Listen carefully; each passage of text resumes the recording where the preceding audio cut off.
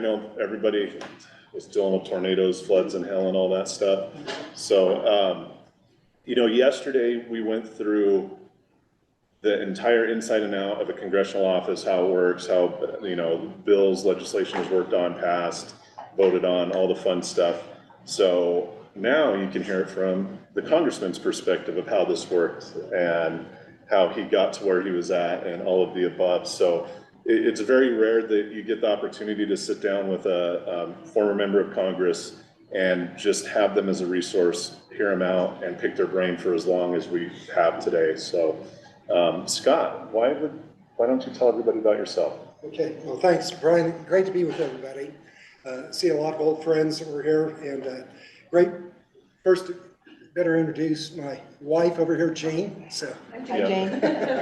But just for a little background, actually, I grew up in Cortez and went to college in Durango, Fort Lewis.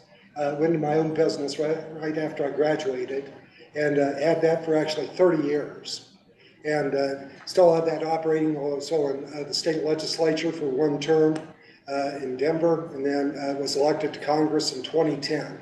And was here, had the pleasure to be able to serve the 3rd Congressional District for that last 10 years. And it really is one of the greatest honors of my life to be able to do that. And just to preface everything here, with our office and really the people don't recognize is done by the people who work there. People like Brian that ran our office, was our district director, and then Josh Green, who was our chief of staff.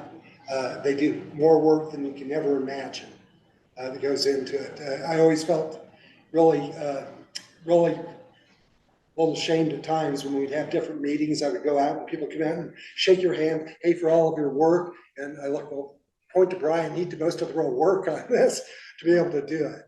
But it's a team effort to be able to accomplish that. And have some real ties here on the Front Range, and particularly in Pueblo. It's exciting for me. We're going to be there tonight, but the Waters Brewery was here. My mom, she was the receptionist at the Waters Brewery that was there. And it was kind of a great thing to have that connection really to Pueblo as well. And my grandparents were buried here in Pueblo as well. So we've got a long history as well for the 3rd Congressional District, from Pueblo over to Cortez up to Grand Junction. My last great uncle that I had died and was buried up in Grand Junction. So my roots really are through this 3rd Congressional District, Colorado. And it's really an honor to be able to represent this district, and just really to be able to be with you guys today. So just any questions that you might have that we can have. It's really, we got Nick here, you know, now the president, CSU. They're not CU. Those were fighting words.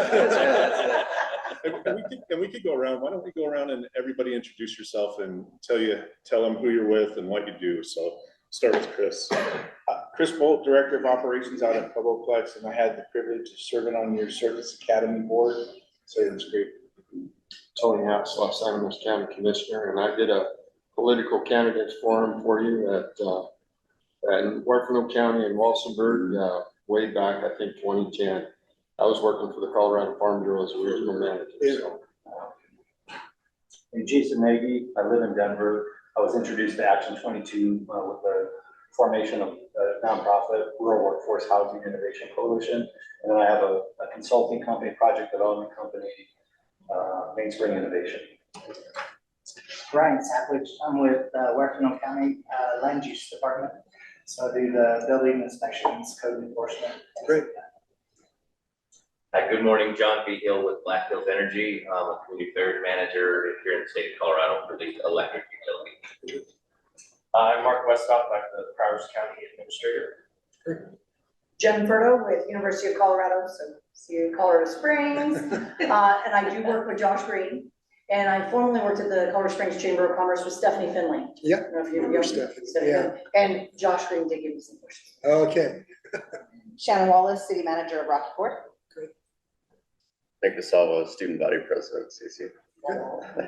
Lisa Cantoria, City of La Junta, City Council. Cole Umbrella, Director of Veterans with Down and Veterans. Kayla Torres, I serve on the Trinidad Las Vegas County Chamber of Commerce. Andrew Gordon, Mahana, Urban Renewal Authority. Well, thank for all of you. Oh, and we have, go ahead. sorry, I Go missed our online. Cole, do you want to introduce yourself? Yeah, I'm Cole Kelly. I'm a natural resources attorney in the metro area. Thanks for coming in. You got it. Well, I'll tell you, this is really my heart. You know, it's interesting. When I went to college, my degree is in political science. And naturally, that took me into the business of, you know, Indian pottery. You know, I'm not sure how that worked out, but they came together. It works, being able to work with each other to get through there. But it's important for, as an American, to know how the system actually works. And we just take it for granted here, you know, for everything that goes on, all the meetings that you go to. Somebody is there, you know, the coffee is made, you know, the seats are all set up here and ready to go. And we don't think of all of the work that goes in to actually making our system works here. But, you know, one of the great powers, one of the really the benefits of being able to do Congress was be able to see it firsthand and how it works. And just kind of a personal anecdote that I had, the first vote that we were going to have was walking out of Cannon, where our office was, and looking over to the U.S. Capitol, looking out, and I thought just the, you know, just shingles, I guess, after my back here, you know, I was so proud to be able to be there in the country, and went out and still Jason Chaffetz, if you remember him, he's in Fox right now. We were talking to him, and I got to visiting with him, and I said, man, I'll tell you what, got a degree in college and been in business for 30 years and that, but man, I really belong here? And he said, just wait. He said, after about 2 weeks, you're going to look at and you're going to say, how in the world did those people get there? You know, there was that. So it is, but you do have people with all the different backgrounds. One thing I was really proud of was we'd have people from really lived in communities. They weren't just, nobody's an attorney here, I don't think, but we have, we have a lot of attorneys. We have a lot of attorneys that are in Congress that are out there. And I think it was important, and it's something I was always proud, to be able to have a small businessman, to be able to bring that perspective to Washington, D.C. One of the biggest problems that I'd had with the government happened to be an organization called OSHA, if you're familiar with that. Came in, when they first showed up, I thought, here was the government was here to help. Then I soon found out they're not there to help, they're to punish you. And we saw that firsthand. And I always, that carried with me when I went into Congress. That, there are great bureaucrats that are out there that are really there to do a job, but they can create some real problems in their real lives, and something that we need to focus on. Everything that is somebody that's elected, to remember you are there to be able to serve those people. And that's what we wanted to be able to do through our office. And I was always very proud, really, with Brian's help and with Doug Fitzgerald here, the help that we were able to do with our local veterans that were here, with the challenges that they have, because it is a maze to be able to get through for what you have earned. When you signed up and the federal government comes in and says, okay, you're now in the military, we have an obligation. And we need to make sure those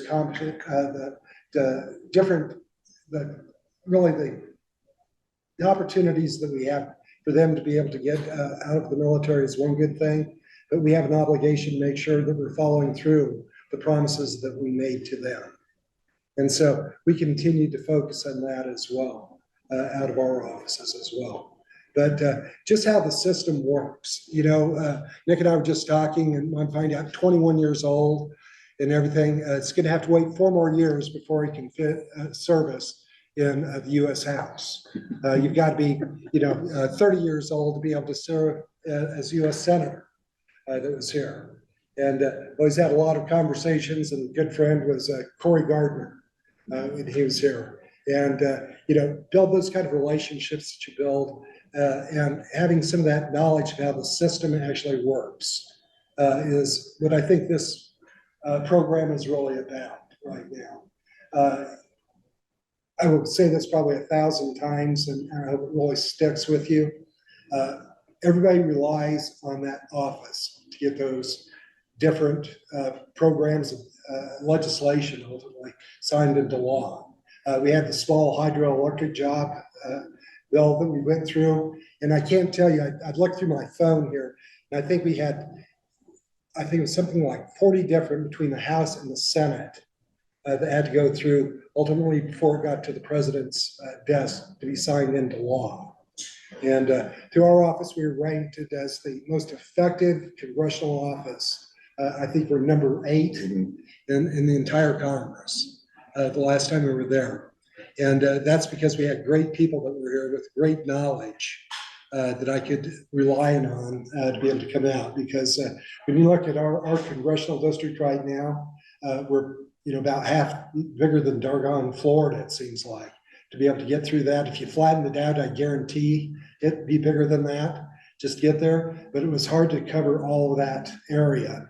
And so you have the good offices there to be able to reach and have those meetings and to get those eyes out and go out to be able to find out that the issues are going to be addressed to the best of your ability. And you have great frustrations many times simply because you thought you were a member of Congress, you can just do it. No, you can't. Because you have the bureaucrats that are going to be there. You've got the rules that are there to slow you down. And by the way, you're just one person out of 435 people. So 434 other people have a different idea of how the system actually works to be there. So it is a process of building relationships right now. And I think, and I'll pick on Nick probably quite a bit here if we talk a little bit, but you have to be able to build those relationships with people. He's going to run for a second time, maybe to be the president of the class there at CSU. Okay, well, you've got to build relationships for that. And so it's the offices that Brian and our staff was able to build over that time.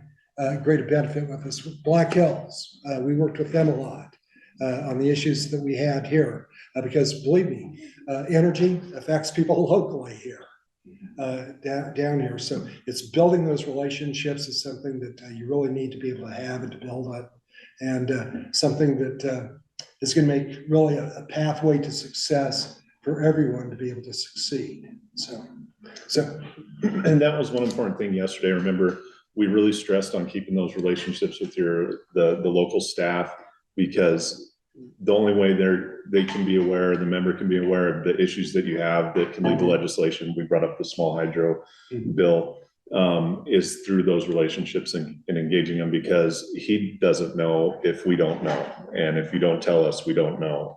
I was telling him how much mail comes in the office, how many meetings you have, how it's constantly. So they have to be aware of the issues that you're facing to do something about it. Yeah. Would you say? Yeah, that's very fair. Yeah, it is.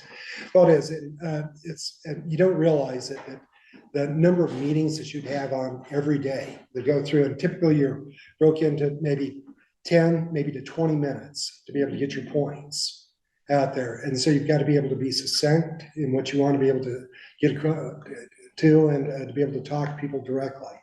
And I thought that it's always interesting. We had my dad was a contractor, build roads, and so always paid attention whenever the contractors came in. And Keith Schwiger up here came a lot of times and became good friends, built those relationships here that were out there. But these are the people that, okay, here are the real, what's on the ground. This is what we're dealing with, and how government can either help you or hurt you.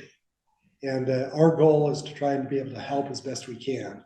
And so that's just those conversations that we have becomes very important to us.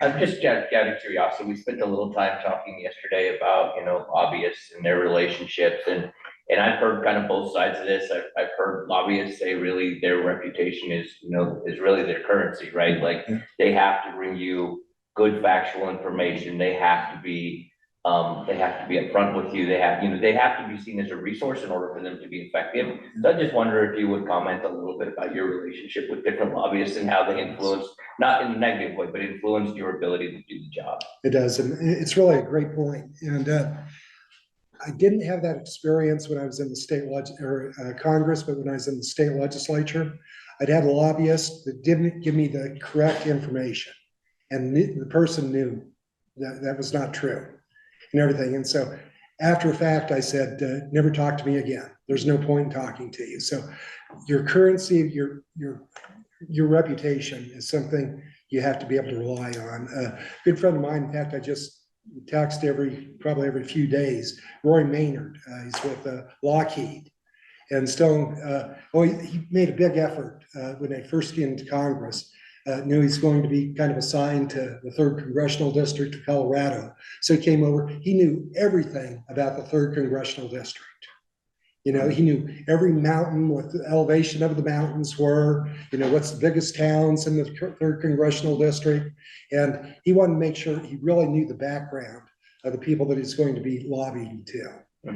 And so that is something, if somebody, you know, everybody here, and frankly, we're all lobbyists, because I get a hold of I just got a hold of Bennett's just a couple days ago in terms of a hospital issue in Cortez.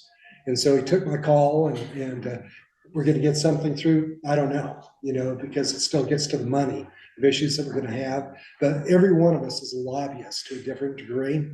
And so when you're talking to somebody, make sure that you're being truthful in what you're doing. Keep it concise out there, because the limited time that you have, and to make your time really just time that you're going to have it really get your point as quickly as you can. And if you can follow up to build those relationships that are there, you know, we can talk to county commissioners, you know, that anybody that has an office of any kind or works in an office here, build those relationships again. And follow up if you've got a phone number or something. You know, I get texts all the time coming in and say, hey, just wanted to check, how you doing? And just stay in their mind a little as well when you're talking to them, because the currents that you really have to play out there that's going to benefit you the most is relationships. And so better you can do that, and so that you remember somebody's face. And I remember I'll point him again, going over to Pueblo West, and we had some meetings over there at the school and that. Okay, go out and build those relationships, and over time, you meet so many people, thousands of people over a congressional career that you're there, but people will stick in your mind a little bit and may not come to you right away, but the face will, right? That's how I worked a little bit there, but building those relationships becomes probably the most critical things that you can do. Does that kind of get to your point? Yeah, it does, yeah. Thank you. So did the lobbyist who lied to you, are they still a lobbyist? Do what's again, I'm saying? The person who kind of didn't tell you the whole story and you said, I'm not talking to you ever again, are they still a lobbyist? I don't know, in the state legislature, I don't think she is anymore, you know, because. It was Mike Beasley. Yeah. So you've mentioned a couple of times the word bureaucrat. Right. So I was just in DC, and Scalise from Louisiana came, and he has a pure disdain for the bureaucrats and the agencies, because they hold a lot of power and they make a lot of rules, and they're not held accountable because they're not elected officials. Can you talk to that? I mean, you literally said the word 3 times. So can you talk about that? I mean, I'm sure there's good to that, but there's a problem there. And the example was the goofy gas stove bill. No gas stoves. No gas stoves, because this is what's ruining America. And Scalise kept going to everybody saying, who made this rule? Like, whose idea was this? And nobody could say where the idea came from. And ultimately it got voted down. But so can you, I'm gonna say this is an issue that there are so many agencies, and they're the ones that are creating laws, not our elected officials. And that's, past. I think that is a frustration Right, that, no, not, yeah. every elected official has great frustrations with bureaucracy out there. Simply because you have rules that has they're basically the same effect as a law, but nobody voted for it. Yeah. It's a rule. It's a rule that went through it. Well, who made the rule? And then try to change the rule after it's put in place.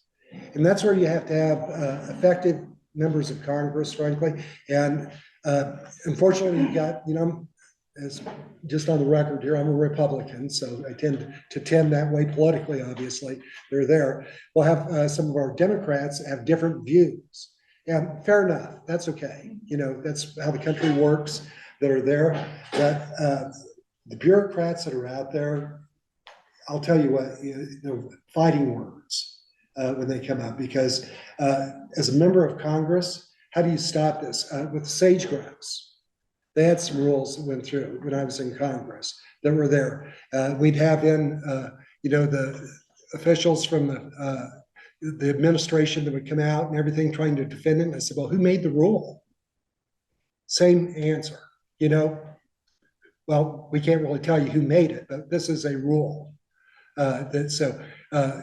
If we know how to make some real changes in Congress, is to be able to just get these rules brought back and control, frankly, get it back into the Congress, into the people.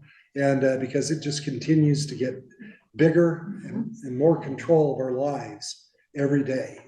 Every time you see a new rule or somebody suggests a new rule, run away, go the other way, because it is going to be a problem for life. Well, I guess I have a follow-up on that, because I'm trying to figure out where that disconnect specifically in DC, how it's different, because I'm technically a bureaucrat, right? I work in the administration of a county, and I can write a rule and a policy, but it has to be voted on by the county commissioners before it becomes a binding policy. And the same is true, as far as I can tell, for the most part, at the state level, right? A law gets passed, and then the bureaucrats write the rules and regulations, but they still go back before generally an elected official to look at before they become law. I was just following one the other day that the law was passed in 2022. The rules and regulations were written by the Department of Housing, but then the Secretary of State and the AG reviewed them and signed off on them before they became actual rules and regulations. So why does that not happen at the federal level too? And theoretically, couldn't Congress change it tomorrow with a vote to change the structure? I don't know. I'm trying to understand, because I grew up thinking bureaucrat's such a dirty word too, and then I got this job and I'm like, well, I don't have that much power. I can get the ball rolling, but I don't have the final say on anything. But then it seemed the same in state, but then not true at federal level. Yeah, and you work, and that's very true, because every one of us who works in an agency, a department of any kind, we're with them. Hey, can you help me out with this? And you're going to run into very good people that are there to help. And I think it is important as elected officials, because Colorado is a microcosm of DC. We're set up pretty the same way. We've got a Senate and a House that's up there, the executive, with the governor that's up there. We've got with the president right now with executive orders. I'd heard some executive orders that Polis did this year. They're coming through. And I've got a big problem with the executive orders coming in, because the power gets back. You're just talking about some of the votes we'd have at the state legislature to be able to get there. It's important to make sure that we have not an executive person, the governor or the president, to be able to come out and to make the rules for their own that are out there, because it is the biggest problem is government's basically by structure is to grow and get bigger, because the more money that they have, the more power they have. Every department, every agency that's out there, that is their power base to be able to work out of there. And I think that's where it becomes very critical to be able to control the spending. We got the issue here in Colorado with Tabor, and the move right now, and I guess we're gonna have a vote this coming September to at least rescind. Once we start to do that, we're never get that power back. The government will find a way to do it. We can have some legislation, I think, to be able to address through the assessors and that, who just, I always felt sorry for all the county assessors. If anybody's worked in office here for them, that is always, I feel sorry for them. They're just trying to carry out the law. They're the ones that get beat up. It's not their problem. That is actually the state legislature. They're going to make those determinants that are out there right now. But it is agency and the rules are something as elected officials, we need to pay a lot of attention to. We had the Water Protections Act that we had. We'd had the federal government trying to be able to control water to our ski areas. But that would then also go over to the agricultural communities as well throughout there. This was just a rule. And if you wanted to be able to get a new permit for a ski area, you had to sign over your water. Well, in Colorado, water is a private right that we have. You can be a ski area, it's still owned, it's a property right that you have to be able to protect. Now, the argument was over snow production, right? Yeah. Wasn't that part of the argument was? Yeah. They thought they were entitled to that because of the snow production. Yeah. And that's a good point, because they tried to sneak that rule through. Yes. And remember, it was gonna carry over to like grazing rights, like, well, we'll grant you your grazing permit if you sign over your water rights to us. But who gave them the power to make that rule? Like I think that's, we've talked about it. I don't know if there's an answer to it, but how do they have all this power to make these rules and they're not elected? Most of them aren't even appointed, politically appointed. Like, how do they have this power to just do what they want? Well, and the best answer to that is, US representatives, US senators, they come and they go, but the bureaucracy continues. And so they'll just keep after it. And keep after it. And that was one of the big wins for us. We didn't get signed into law, but we did get them to rescind it.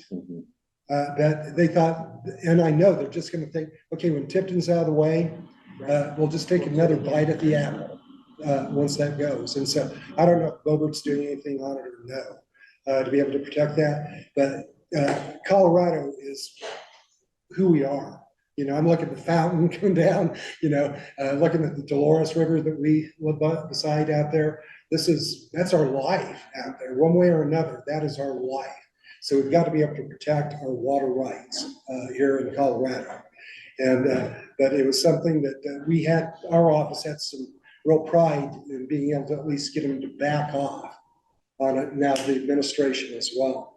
But again, and that was one of the frustrations when you talk about wins and losses that you had.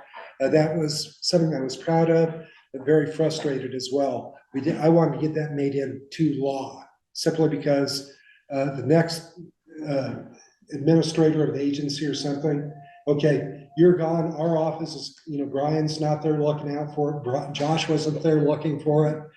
All of a sudden, I wasn't up there to vote correctly. It's gonna go the other way. And I guarantee you, you're going to have a lot of people right now, real frankly, not to beat up Denver too much, but I like to beat them up anyway. We do a lot. Okay. Be able to do that. We need to be able to protect our water. Bob Rawlings up here, I just love that guy, is here because he wanted to be able to help rural Colorado and, rural Colorado. So. But it's about water. So. Hi, Sarah. Going back to the bureaucrats, I understand that there is a benefit to having somebody that's been in an agency or working professionally in those agencies for about 20 years, just because they bring all that experience and they know how to run them. So I understand why there's a need for it to a certain extent, but what would you do? Like, you have a magic wand to just be like, all right, let's fix it today. What would you do to kind of help that and create a balance for it so that there is accountability for those agencies when they make rules and there's an oversight. Yeah, well, and we do have a couple of tools. It was something that we tried to do, the Congressional Review Act, where locking of the rules and regulations that are coming through, but is rarely used that much. And so that was something we kept trying to be able to work, and this is where the bureaucracy in the House became a problem a little bit between the House and the Democrats and the Republicans that were there. So if I had a magic wand or something, okay, when you've got rules, you've got a lot of time, of wasted time that you have in Congress. No, go in there and start pushing that button to vote yes or no. And when we're talking about some of the rules and regulations that come up, no, we're going to approve these up. And we're going to actually vote on this to be able to do it. And that's something I would like to do because when we're using just a generic bureaucratic word up there that's out there somewhat, I think if we had the power to be able to actually just to rescind, to be able to adjust some of the rules and regulations that are out there, we'd all be a lot happier. And it'd save us a lot of money too, as Wrangler. You know, just because every one of these rules and regulations have a cost associated to them. And so that would be the first thing that I would do. And like I say, we do have some tools that are out there.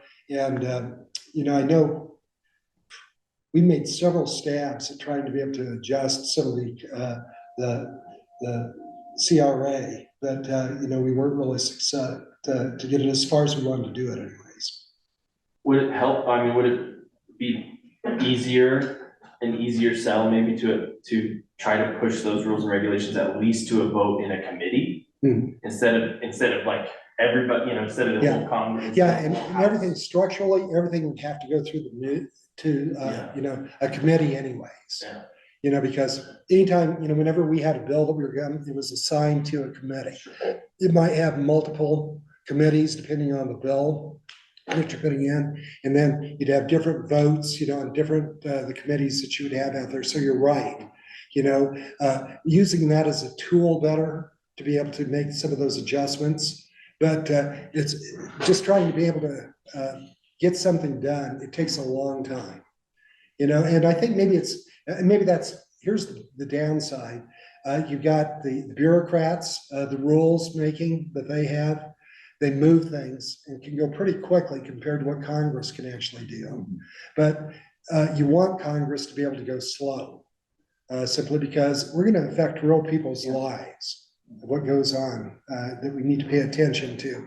So if I go to that magic wand again, I probably look back this structure, maybe to spend a lot of the time that we had in Congress, going to those meetings, having real votes and real conversations before we allowed rules and regulations to be able to, you know, move forward. I think one example that we can use is moving the BLM headquarters to Grand Junction. Yeah. And that was the purpose of it. And now it's funny because you have certain people that supported it are now against it, saying it was a bad idea. But, you know, Colorado was on board with it when they initially did this. And the purpose of moving the BLM headquarters to Grand Junction was they were managing like, what, 80% of Colorado's lands in the surrounding states.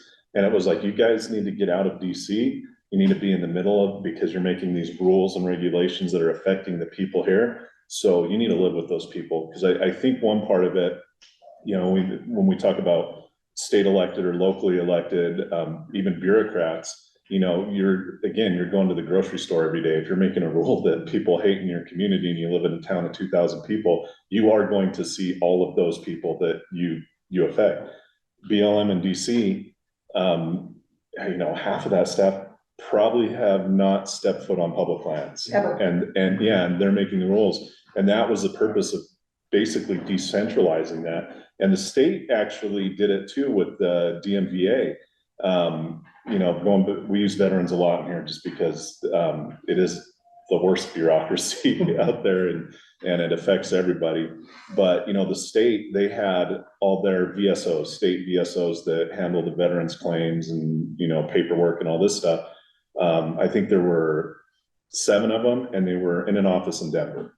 And the DMVA said, you know what, like, you're working for people down in Pueblo, Trinidad, wherever, you're gonna go live down there. And the biggest pushback were the employees up there, and then they're like, well, we don't wanna move to Pueblo, or we don't wanna move here. Same thing with the BLM, remember that? Yeah. They were like, well, we don't wanna leave DC. Yeah. We don't wanna live in like Podunk, Colorado. I mean, that was said in news articles. And that was one idea. And I was always, you know, I wish that the federal government were more like that. I think you have BLM that's maybe gonna be here in Colorado. I don't even think they've really done anything with it, but you have Centers for Medicaid and Medicare, you know, that run Social Security, Medicare, Medicaid.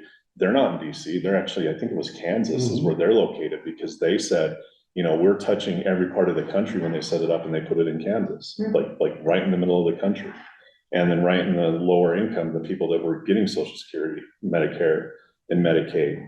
But the rest of these agencies that are in DC, it's, you know, we talked about it yesterday. You go into DC and you meet these agencies or even congressional offices, and say it's a bunch of 24-year-old, you know, just out of college grads doing all this stuff with no real world experience. And I think by decentralizing that, you could solve some of those problems. Yeah. You know? So maybe that's the one. That's- So you mentioned state, elected state official and federal. What was your favorite job out of state and federal? And B, where did you feel that you were most effective? Yeah, I think, I was on the Natural Resources Committee, and that was probably the one I enjoyed the most. And I moved over to financial services there, but I always had my finger in natural resources that were there, and effectively at the state level as well. It was there because that was kind of some passion of mine here, because this is so intimate to our lives here in the 3rd Congressional District. And it's something that I really enjoyed, what we learned to be able to learn, because nobody knows everything, you know, and we've all got our skills. You know, I was a small business guy. If you want to talk about Indian pottery, I'm the guy to talk to out there. How to run a business, a small business, I'm a good person for that as well. So I brought those tools with me to Congress, and I hope to be able to employ those skills to give, I guess, be informative, I guess, to my votes ultimately to address that. So federal, you like Congress was your favorite job over state legislature? I think on the federal end of it there, I had the Natural Resources Committee there to be able to work on that. I enjoyed, real frankly, the people I got to meet. This is something I really love to do because we got, I can't tell you how many meetings we'd have every day. That was out there, and it always touched my heart a lot to be able to go to DC, and people so excited to be able to see their government in action. And of course, they were disappointed a little bit. You've never looked at the floor and what's going on out there, because I talked to one young man that was there and talked to him afterward. I couldn't take him onto the floor, but visiting afterward, and he said, well, how'd they get anything done? And I said, well, real frankly, by the time you get to the floor, they've already made their decisions. You know, they're just said, well, people are just talking, carrying on, nobody's paying attention at all. And I said, well, no, people, you'll see people, what was that vote or something, you know, that's going out there, but it's all decided before you get there at that time. But being able to meet the people and just real frankly, when it came here, the little bathroom that you got out here or something, that was one of Gene's big tours. When go up there, get into the Capitol over there, you can find the Lincoln bathtub. It's a marble tub. SB 11. Ask to go to SB 11. There you go. And nobody will do that. And you know, you're talking about, you know, the government trying to be able to protect your assets and everything that you have out there. No, heck, they've got like some mechanical stuff out there, you know, and here's a marble tub that Lincoln used to take a bath in. And that, you know, but, you know, she would always give those kind of tours to be able to go through, but be able to do that. And this will sound pretty hokey to you a little bit, but, you know, the first time that I got to be able to step on the floor of the House of Representatives, it was like, it was such an honor to be able to do that. And I thought, man, can we even step on the floor here? And that's how it is important. And that's where I was, now it affected you guys, but I was just furious on January 6th out there. That is our US Capitol. We do not treat it that way. We don't do that.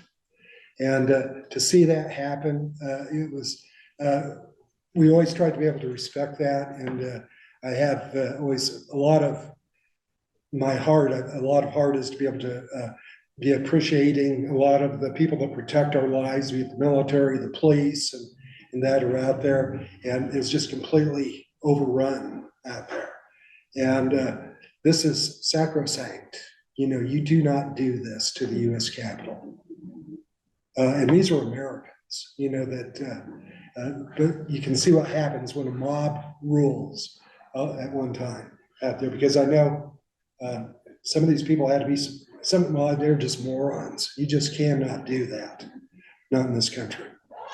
So I guess it's this question, you served during a period when it seems the divisiveness grew over that time. If you could maybe talk a little bit about that. And I mean, I would think that we've mentioned before, you got some people that are on the uber left and uber right, like you talked about. It seems like they have the loudest voices, but I think we have a lot of people in the middle that are just trying to control the chaos. But I don't know if you can speak to that. And I think we started to see, I came in 2010, and that was kind of the start of the Tea Party revolution a little bit was out there. And for everybody, I was really in favor of this because, you know, I wanted to be able to see the people in control of their government, you know, that was out there. And I wanted to be able to get the power back to the people, to be able to get back there. But I can say at the meetings that we had, it's kind of the phrase of you can disagree with not being disagreeable that's out there. And we've lost that now because I had Pearl Mutter out of Colorado. We don't agree on anything at all, but we got along well, you know, and he ended up, you know, corresponding a couple of our bills that we had out there and real level issues, you know, controversial at all, but that were there. But we found a way to be able to find some areas to be able to work on. Diana DeGette, she wouldn't support anything I had. She was the big ultimate partisan person I'd ever met up there. Nice enough just to talk to, but you know, you were still maintaining being respectful of different opinions that are out there. And I think unfortunately we're getting to the point now, it's either my way or no way, you know, to follow that out there. And you know, and I'm really concerned about the anger that I'm seeing that's out there, because I remember when I was growing up with my mom and dad and their friends and everything, they had one of our biggest friends in Cortez. He was the county Democrat chairman up there of the local party that was up there. We'd get up and we'd have big arguments. He'd come down to the pottery. We just argue politics all the time and everything. Afterwards, well, fine, hey, we're going to go golfing. Did you want to go? Everything, you know, you didn't hate each other and everything. And unfortunately, now we're getting to the point right now to where I think people just literally hate each other. And that is not good for the country that's out there. And how do we stop that?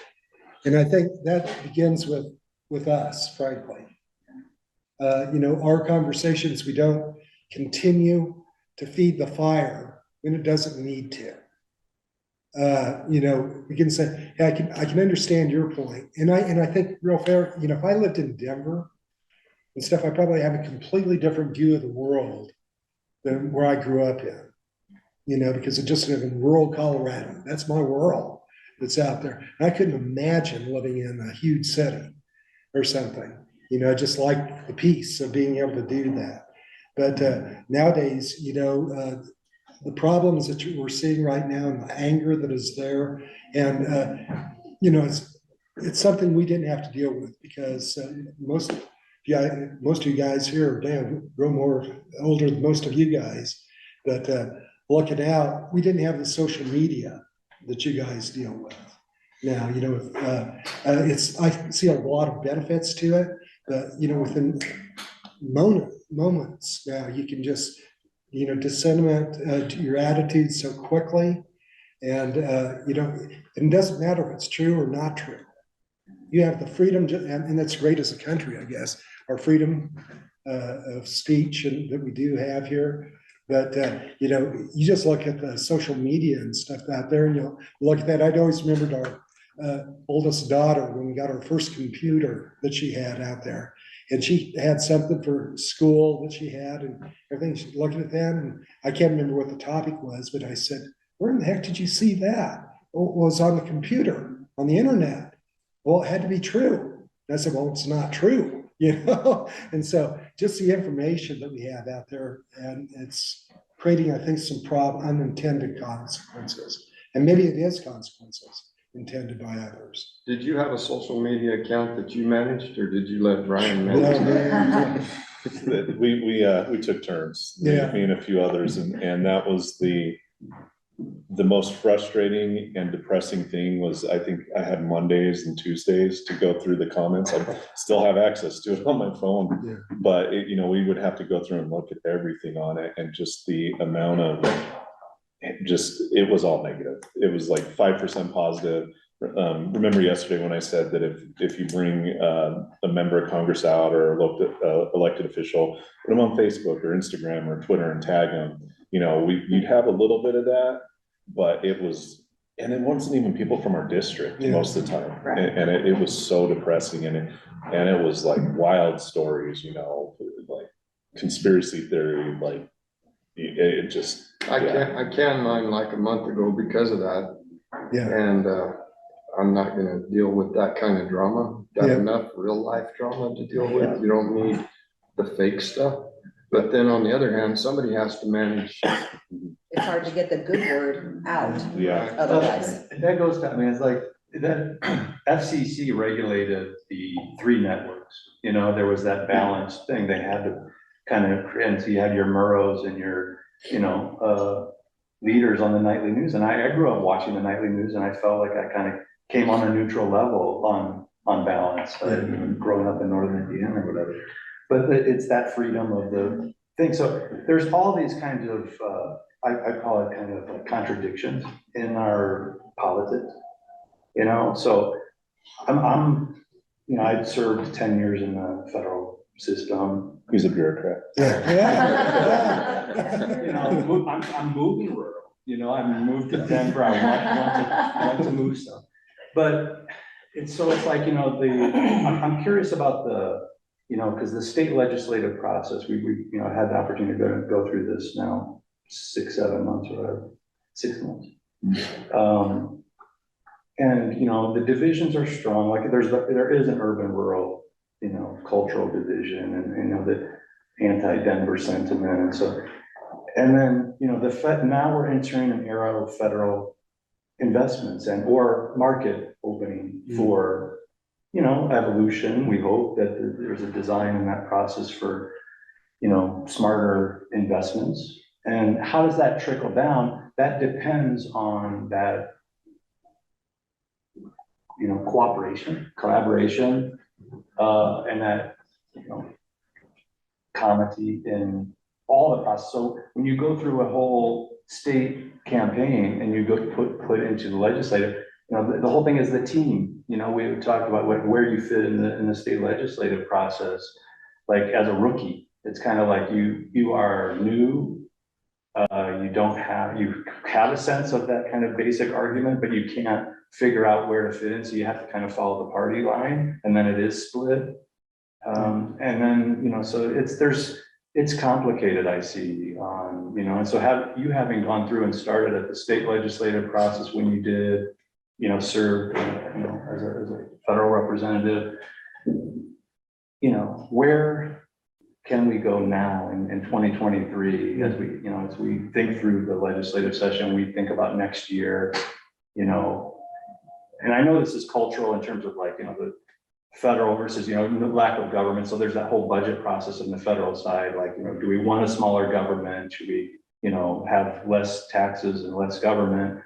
But, you know, how do you feel as a Coloradan that's been through, you know, this whole process and where we are now? On what to focus on and how to come together in this era of politics? Yeah, you know, a couple of questions, and they're in there, that question there.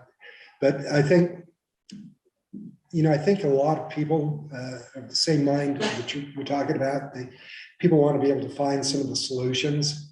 But unfortunately, you know, if we're talking about just some of the social media, and I never tweeted in my life out there because, you know, it takes me 10 minutes to just clear my throat, you know, let alone get a, you know. And it's more complicated than a tweet. It is more complicated. Yeah, and I always thought it was really our first schedule that we had. She was out of Grand Junction. And we got back to DC, and after about like 2 months or something, she said, boy, it was more complex than I thought it was out there. And I said, yeah, it really is, to be able to do it because, you know, with going back to the magic wand and stuff, you know, what you'd like to be able to do and what you can do, they may not be in concert to be able to do that. And I think I was always really pretty proud of Colorado in a lot of respects because we'd have some pretty good ideas that come out of our state. I always thought Tabor was a good idea, you know, to be able to control that kind of spending because, and I don't understand it for the agencies, for the departments that are out there, they always need more money. But I always tried to be able to keep in mind that, oh, thank you. But I always tried to be able to keep in mind that it always seemed that the government needed the money more than people who provide the money, the dollars that are out there, the taxpayers that are out there, because that's the only source of revenue that the government has comes from the taxpayers that are out there. And so with Tabor, I thought was kind of a good idea, frankly, to try to control that. You know, for DC, I think that we need to be able to have not always support every bill that came through for, you know, a balanced budget that we had. I think that that's important to be able to try to. Are we going to get that? I don't know. You know, because we had some pretty good ideas that are out there, and it's always the idea too that no idea is ever going to be perfect. You know, because I'd always give a lot of speeches in DC. We'd have different organizations that would come in and say that, you know, the perfect legislation that I ever saw was a bill that I wrote, but nobody agreed with it. You know, somebody find, well, you need to make this adjustment to it that's there. And I think it's really a challenge to be able to find, to make everything to be able to work. But the best way I think to be able to start it is with comity, you know, to be able to just say, okay, we're going to disagree on some issues. Let's try to find the areas that we can agree there first, and then try to build off of that. So, Congressman, would you talk a little bit about your relationship with state government, Colorado state government? yeah, we had, you know, reasonably good, I think, relationship really with the state. You know, we'd have the AG or somebody's office would come to our office quite a bit. The Secretary of State sometimes would come in and visit our office, but we would try to find, well, Tiger grants is one thing that we always worked on because, you know, I-25, you know, we've got to get this always cleaned up here, you know, make it easier for people to be able to travel. And so we were pretty supportive of most of what the state would try to put forward before us there as a delegation, Democrats and Republicans, because it ought to be pretty much the same concerns that we all have, particularly when we're talking about transportation and for the most part, water as well. So One of the things I'm facing right now is because the state side is at such a different pace and such a different temperature from where I'm sitting as to what the federal side is. And so when we're talking about those really big things like water, broadband, energy, it feels again, from where I'm sitting, that what the Fed on the federal side doesn't always coincide or is not very cooperative with what happens with the state, especially when you're talking about the kinds of dollars that are coming out now, that they want to put their, the state wants to, either flex on the beds or they want to put their own Stamp on it. provisos, yeah. Yeah, and I think so, that's really a good point that you make here, because really the state, and again, I temper everything I say because I am, I labeled myself as a conservative Republican, those out there, and that's my thoughts, how they work off of this.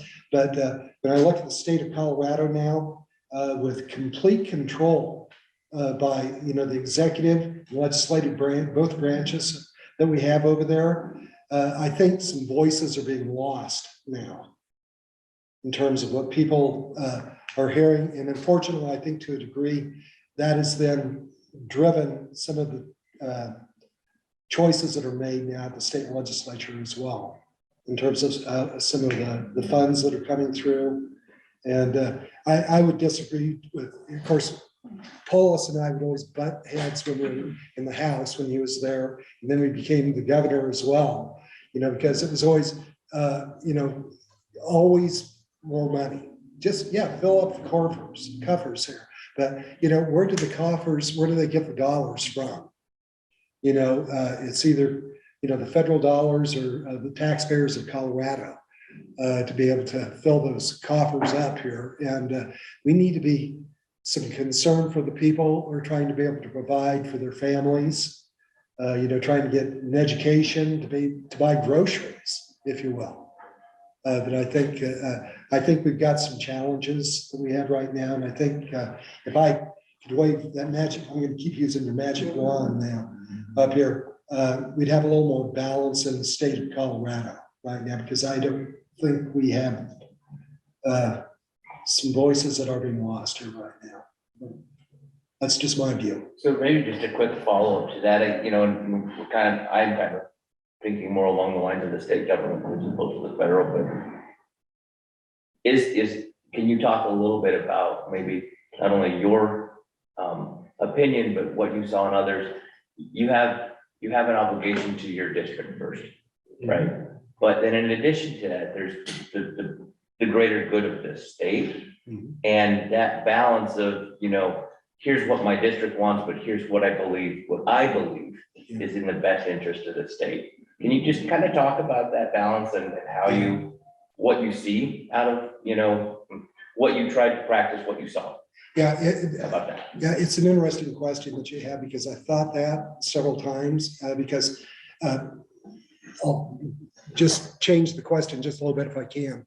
I had a good friend out of Mississippi, Alan Nunley, and my water right protections bill that we had out there, I was trying to get co-sponsors for it. When I was visiting with him, everything he said, man, I was going some of the background on it and whatnot, and he said, wow. He said, man, water is just for fighting in Colorado, it seems like. And I said, well, that's probably true. And he said, here in Mississippi, we're just trying to get rid of the water. Maybe we can ship it over to you guys, to be able to get there. So we were actually trying to be able to get a bill for a pipeline, maybe to get to at least Kansas or something at any time out there. But I thought that was kind of interesting. I got to be able to get Alan's vote when it go to the floor out there, because he said, well, just keep this in mind, because we have, some dikes that we have out here that we might have your vote on later on. And so I thought that was interesting, because it's where you live drives what you think. Because when we're talking about water, we're talking about ag issues, that's going to drive your thoughts, your processes when you're doing things. When you're on the federal end of it there, man, real frankly, I'm in Colorado, we don't have to worry about that too much. What's the movie? American Pie? And the levee was, yeah, the levee was dry and everything. When I was a little boy growing up, we'd sing along to that. And had no idea what a levee was. We don't need those out in Cortez, where I was at. And so, at the state level, I guess where I would maybe change that my thought process a little bit on is we are so dominated by Denver up here, they can overvote us every time on every issue up there. And so I would be kind of the issue wasn't between Democrats and Republicans. Yeah, it was about urban versus rural.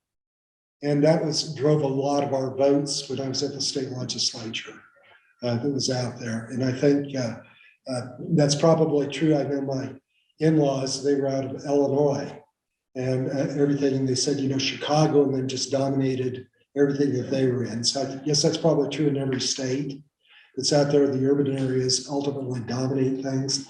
And so to the best of your ability, try to have your voice heard that you're out there. But on the federal end of it, I tried to be able to I had several conversations with some of my Republican colleagues and everything on votes. Well, we can't support this and everything. I always thought of Nunley out of Mississippi. Well, yeah, I can understand you don't want to spend any money until you live in Mississippi out there. And yet Mississippi can't afford to cover all of the cost here. It's got to be something that the federal government can assume some of those costs associated as well over there. But this, like I say, it's one of those things you just try to balance to the best of your Some of our urban counterparts have recognized that there's in the Denver area, have recognized that there's a real divide there. And they want to see the issue healed. And so there is a task force, which you would be great on if you would consider it, but they've asked me to be a part of this. We've had 3 meetings, I believe, Mayor Hancock, I forget the guy that runs the stock show, Coors. Anyway, there's like 40 different people in the tribal council and everybody else is on there. All the big organizations are present and trying to figure out how to bridge that divide. Yeah. And I know that John Swartout's been really instrumental at making sure that conversation happens. John's a good guy. Yeah. And anyway, that would be a good one for either you or Brian to be a part of. That would be a great venue to have that. Yeah. Because we need to bridge that divide. And it's only going to happen with conversation. I mean, they have to realize that it's where you live, just like you said. We're passionate about ag and rural Colorado, and Denver's not. They're more about tourism and what drives their bubble. Yeah, we love food up there. Yeah. We love it. So do you feel that the right rural voices are represented in that group? No. See, yeah. I think producers, and that's why I was asked to be there. I think producers, there need to be more of them present. I think we have the big organizations that represent producers that aren't actually participants in production.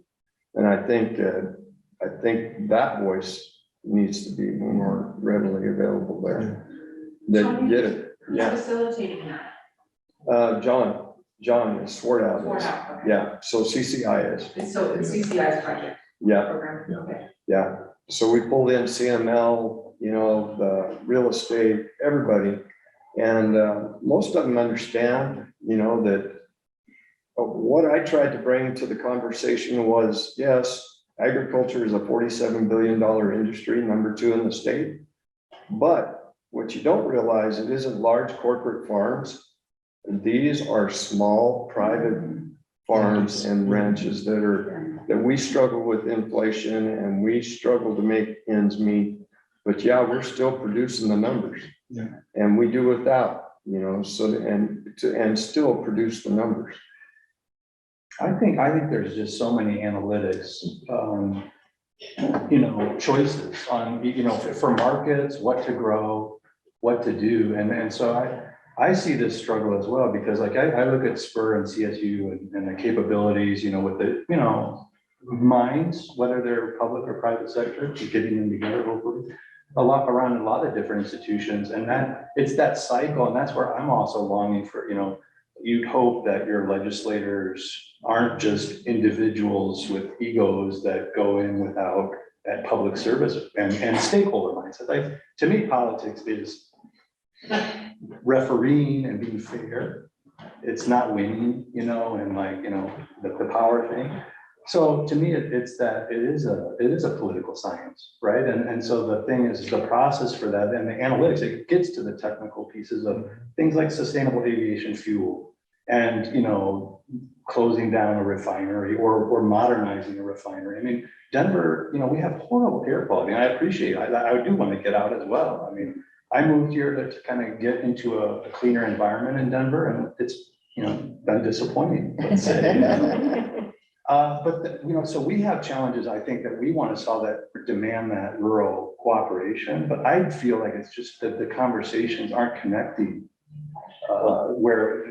So that proposal you say, it's like those types of people that have that develop the agenda, and then that can school or however you want to put the term to their incoming legislators to have a, proper session. Less than 2% of people in Colorado, the general public, have any connection to ag whatsoever. And back in the 50s, it was maybe 50%. Yeah. And it's declined over the years to where it's less than 2%. So many of them don't even know how to grow a garden, a tomato plant. And that's huge because they don't understand where their food's coming from. Yeah. I'm sorry. Cole raised his hand, and then I'll get to you, Lisa. Cole, go ahead. I have a different kind of question that's spinning off of this kind of topic. So if they want to finish this topic first, Brian, I'd be happy to hold my question. Okay, Lisa? Well, I was just gonna say, so when you said that there's some voices that are missing, and everything that they're saying, it would be, are you saying that it's rural Colorado's? Yes. voices? Yeah. Yeah. It is, I think it is, good examples there of the ag community that's out there. We all like to be able to eat, real frankly, we all like to be able to turn our lights on. Right. Those come from natural resources. Yeah. To be able to do that. And those all come out of rural America, rural Colorado, to be able to get those. And those voices are lost in the clutter because we take so many things that are granted out there. Like say, right now, we're gonna go wash our hands, we just turn the faucet there and there's the water magically is there. We're looking at a computer here right now, the fiber connection that we have. When somebody comes from New York City, they expect all of the benefits in all of their communities here as well.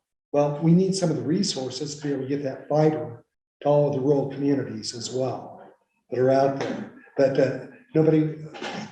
we don't want the land disturbed to be able to actually get the fiber put in out there. To get the EPA involved in there as well. So those are some of the voices I think and real frankly, Pueblo is a big town here, but it's still kind of a rural community, kind of at least in my mind, at least kind of a rural mentality that's here. And even the same out of Grand Junction, other end of the state here. But those voices are just lost. And real frankly, we don't have the votes up there. Real frankly, we just don't have the votes in the state legislature out there, because some of these districts, Don Corum was a good friend of mine, his district, I think it was over there, something like that. Shoot, that was, larger than some of the congressional districts over there. And that was just a state senator's district up there.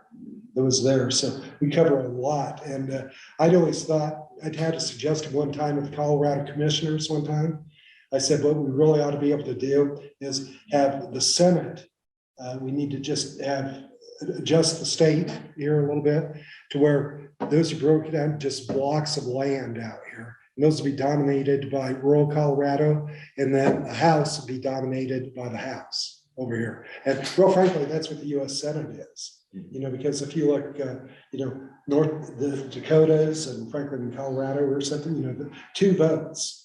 In California's only got 2 votes in the US Senate. We ought to do the same thing at the state legislature as well. It'd create balance. It would create balance. We'd have to, that's as irritating as the Senate could be to me when I was in the House, because I was a man of the House. I liked it. But I get so irritated with the US Senate that was out there, but it did require that you would listen simply because of the numbers that you have. And it'd be a great model really for Colorado to consider. We'd never pass it now because there's no way that the state senators and the Colorado state senator, know they'd go for that. But it'd be a great model to maintain. Cole, go ahead. Thanks, Brian. And you guys forgive me for my long lead into the advice I'm going to ask. You guys know what I do for a living. So I'm curious because a lot of things I've heard this morning were talks about how to bridge the divide between urban and rural, and how to have conversations with people, how you can be friends with people who have just different points of view and you can talk to them through certain issues. I would love your advice on how to approach that with water, particularly. So I grew up in the San Luis Valley and I now live in northern Douglas County. So that fight there on trying to export that water is pretty infamous at this point. And I've seen the pressures from both sides of that. But even from a federal scale, right, we have the Colorado River where we have upper basin versus lower basin. And even within that, the fights in the upper basin between each other. Do you, Mr. Tipton, really feel like those conversations can still be had when it's something that's so finite and something that's there's so much pressure on to make sure we have, right? You talked about driving across the rivers and seeing things that it's life here. Without it, we're in deep trouble. And how would you approach that from a strategy standpoint? And at what point do you have to get a little more assertive for certain topics? I think in water in particular, I believe it's important. First of all, the compact is important because, if we start adjusting this, we look at the lower basin, they'll take the water as well. And real frankly, it's Colorado. We have more water that we aren't using right now. And I'm talking on the west slope that we can actually use. And I think we need to have some real conversations. We understand, Douglas County, Denver, if I can put them generically to speak of them, they're the big dogs in the hunt for water that's up there. But we need to be able to have the crops to be able to grow up here as well, to be able to do it. And we tried to be able to advocate as we could for more storage. And Colorado, we have the bless of, an abundance of snow this year. On the west slope, all of our lakes are filled this year. We're seeing Powell is going up, I don't know, a foot a day, I think right now. It's going out there. Mead is continuing to grow, coming out of there. And we can't, any guarantees that we're gonna have a good snow again next year. I hope we do, to be able to do it. But, we're just at our daughter's home in Colorado Springs, and they had a pretty dry this last winter, but now they're getting great rains that are coming through as well. So I think we understand there's a need for the urban areas. We try to grow crops, they try and grow subdivisions out there. That's what they grow that are out there. And every one of them have a faucet. Everybody wants to take a bath.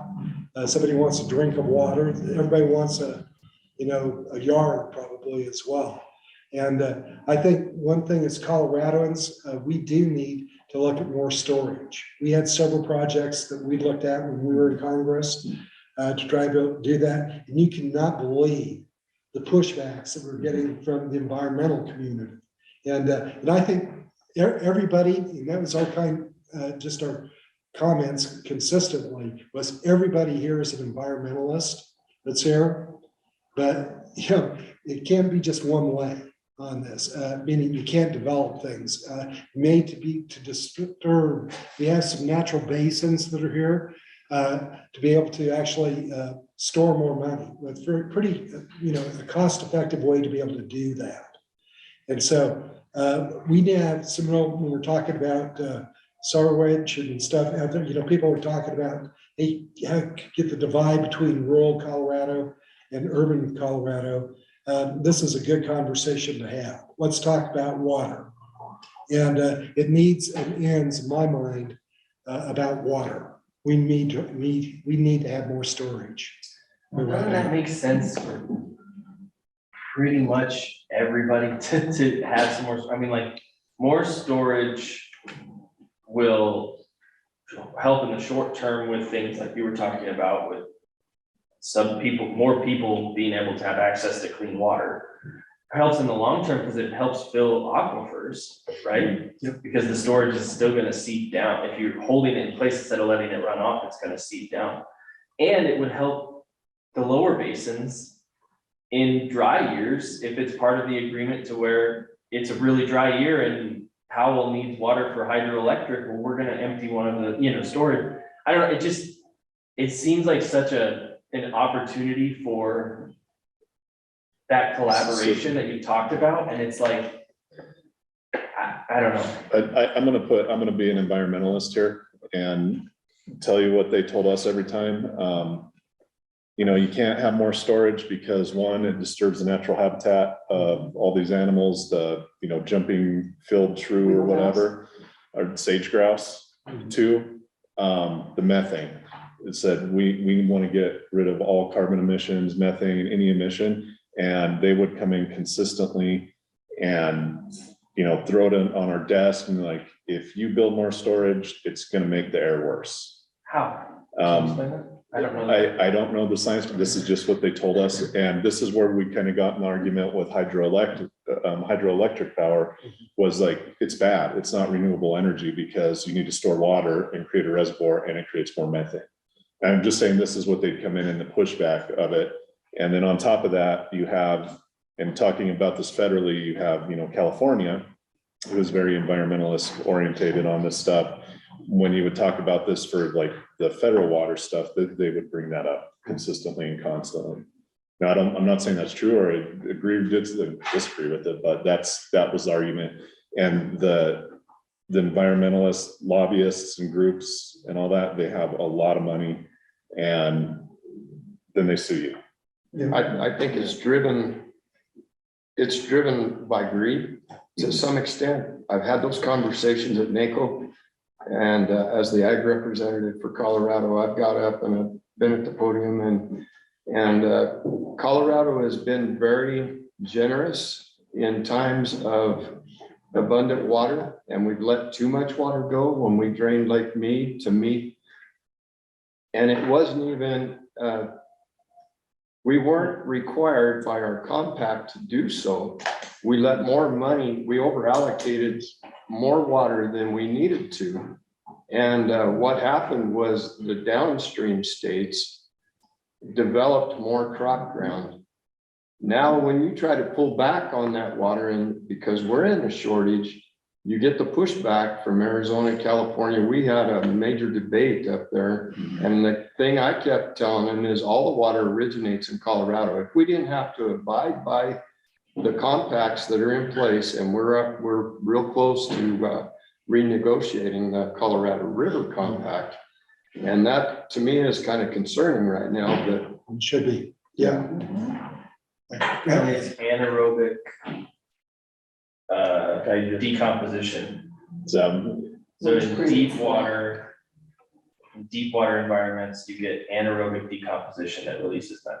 Yeah, I just. And it's like a low percentage. I know. It exists. Yeah, but this was the argument they threw at us and some of our locally elected officials when we were talking about a project on the Fountain Creek to put in, I think it was 3 storage areas or, basically 3 dams between El Paso County and Pueblo County on it. And that was the biggest pushback was the environmentalists. And then some of the diverting some water and storage from the western slope as well. It's worse in the tropics. There's always, it's the integration.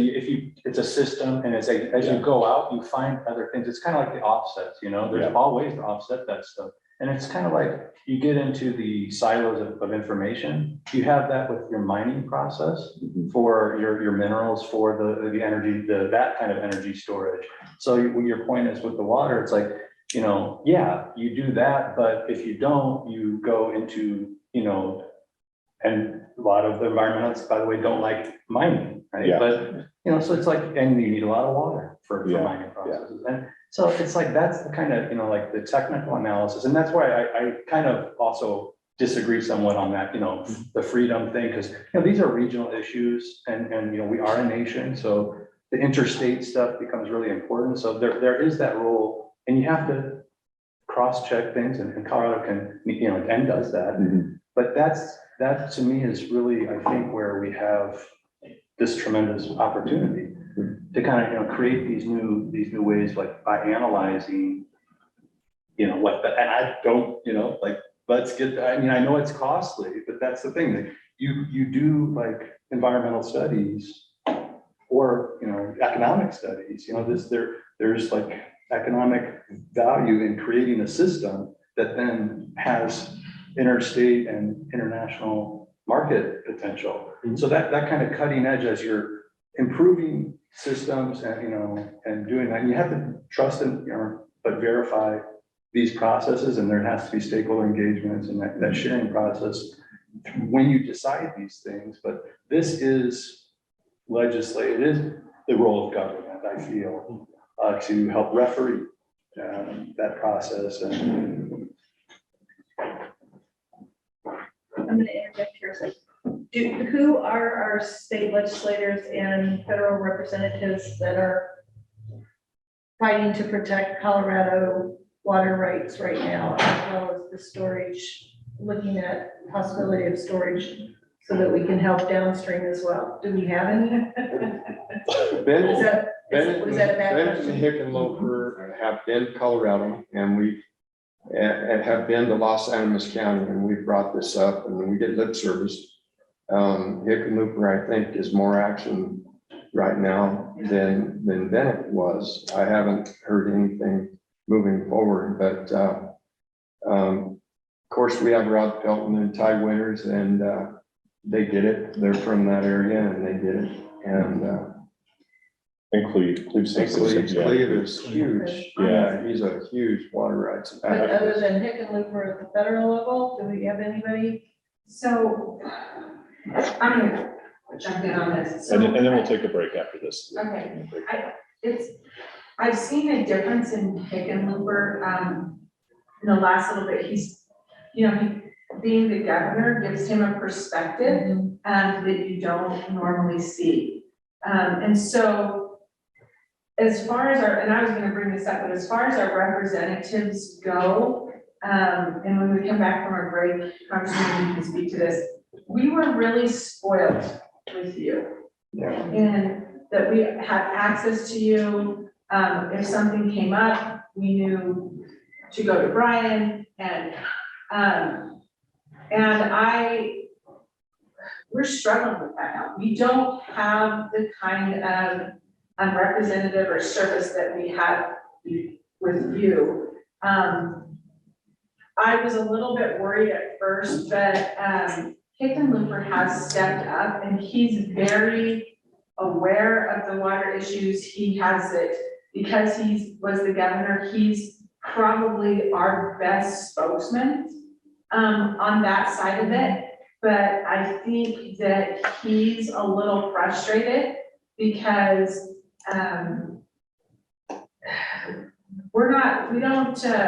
our leadership or our representatives don't look at it from a 30,000 foot view. They're, especially on the representative side, because you guys already know this, because they're running for office every other year, they're not concerned about the things that we're concerned about. They're concerned about the sound bites, they're concerned about the fight, they're concerned about staying relevant in the press. And so for me, I think that that's our biggest struggle, is who's gonna be that person, and our best option right now is Hickenlooper. And on the state level, Phil Weiser, the AG, is actually kind of jumped in quite On a the bit. state level, yeah, I agree. On the state level, Phil opened they have an office of water right now.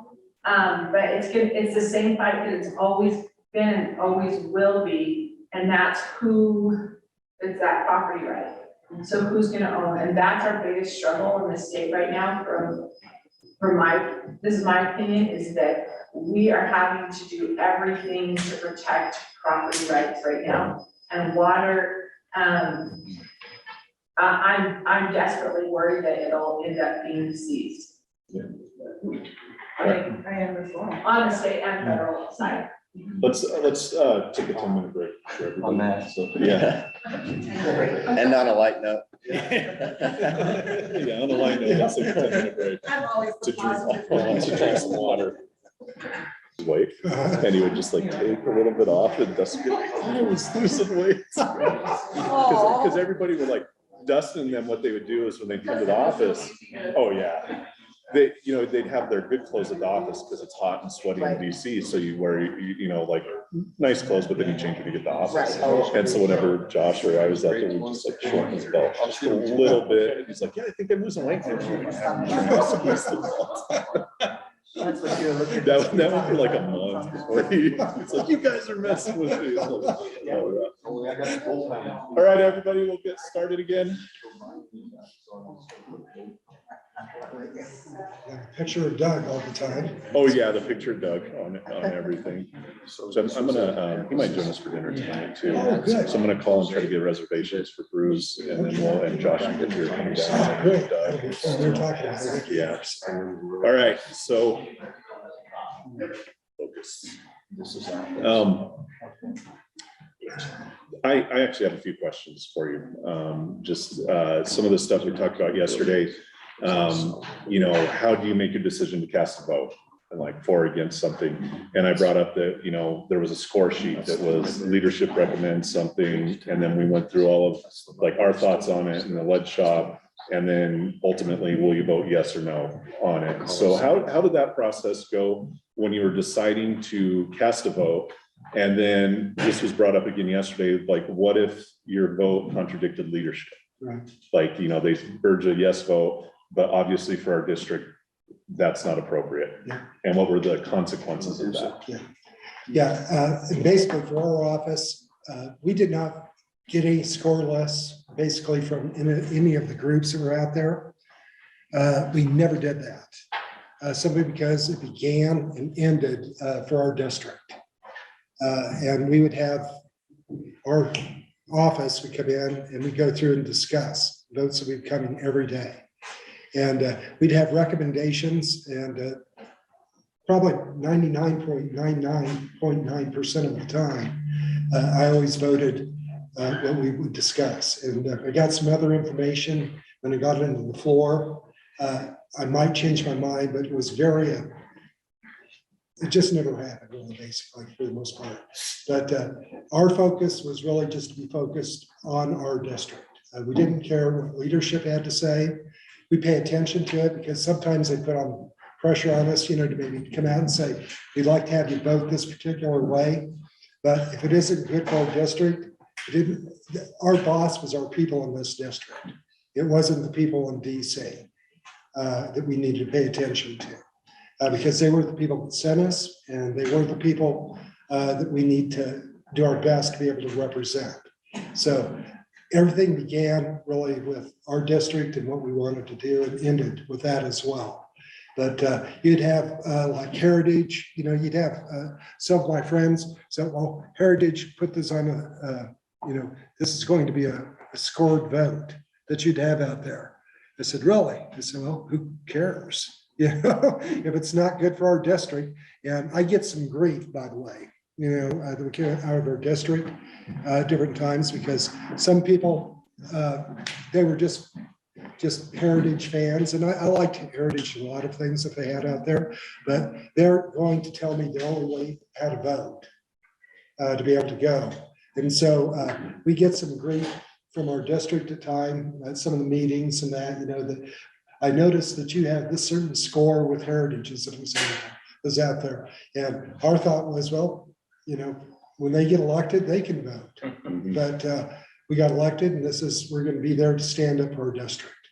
And we tried to do that, and we knew a lot, and I'll pick on Brian and Doug a little bit here, because they're the people on the ground that are here.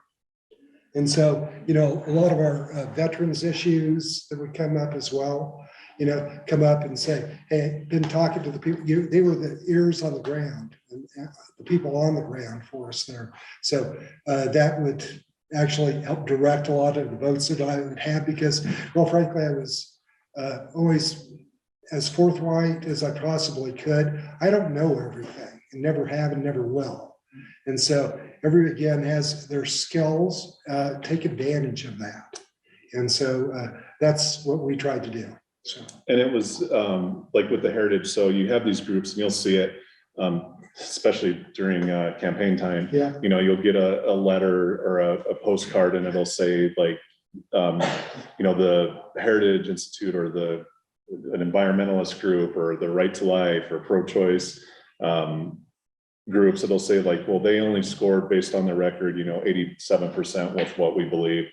We urge you to vote for this person that scored 97%. And, in primaries, that's a big thing with heritage and stuff that they like to bring up. And some members of Congress, they do go by that. So heritage would come in and say, you got a pretty poor scorecard with this, or the NRA was one that was always brought up. Like you have an A rating or a B rating. And, we would kind of tell them to pound sand. Yeah, it was always kind of interesting because we'd a lot of these meetings, we'd have people that would come up and say, I would ask them, I'd say, like Heritage, to pick on them a little bit.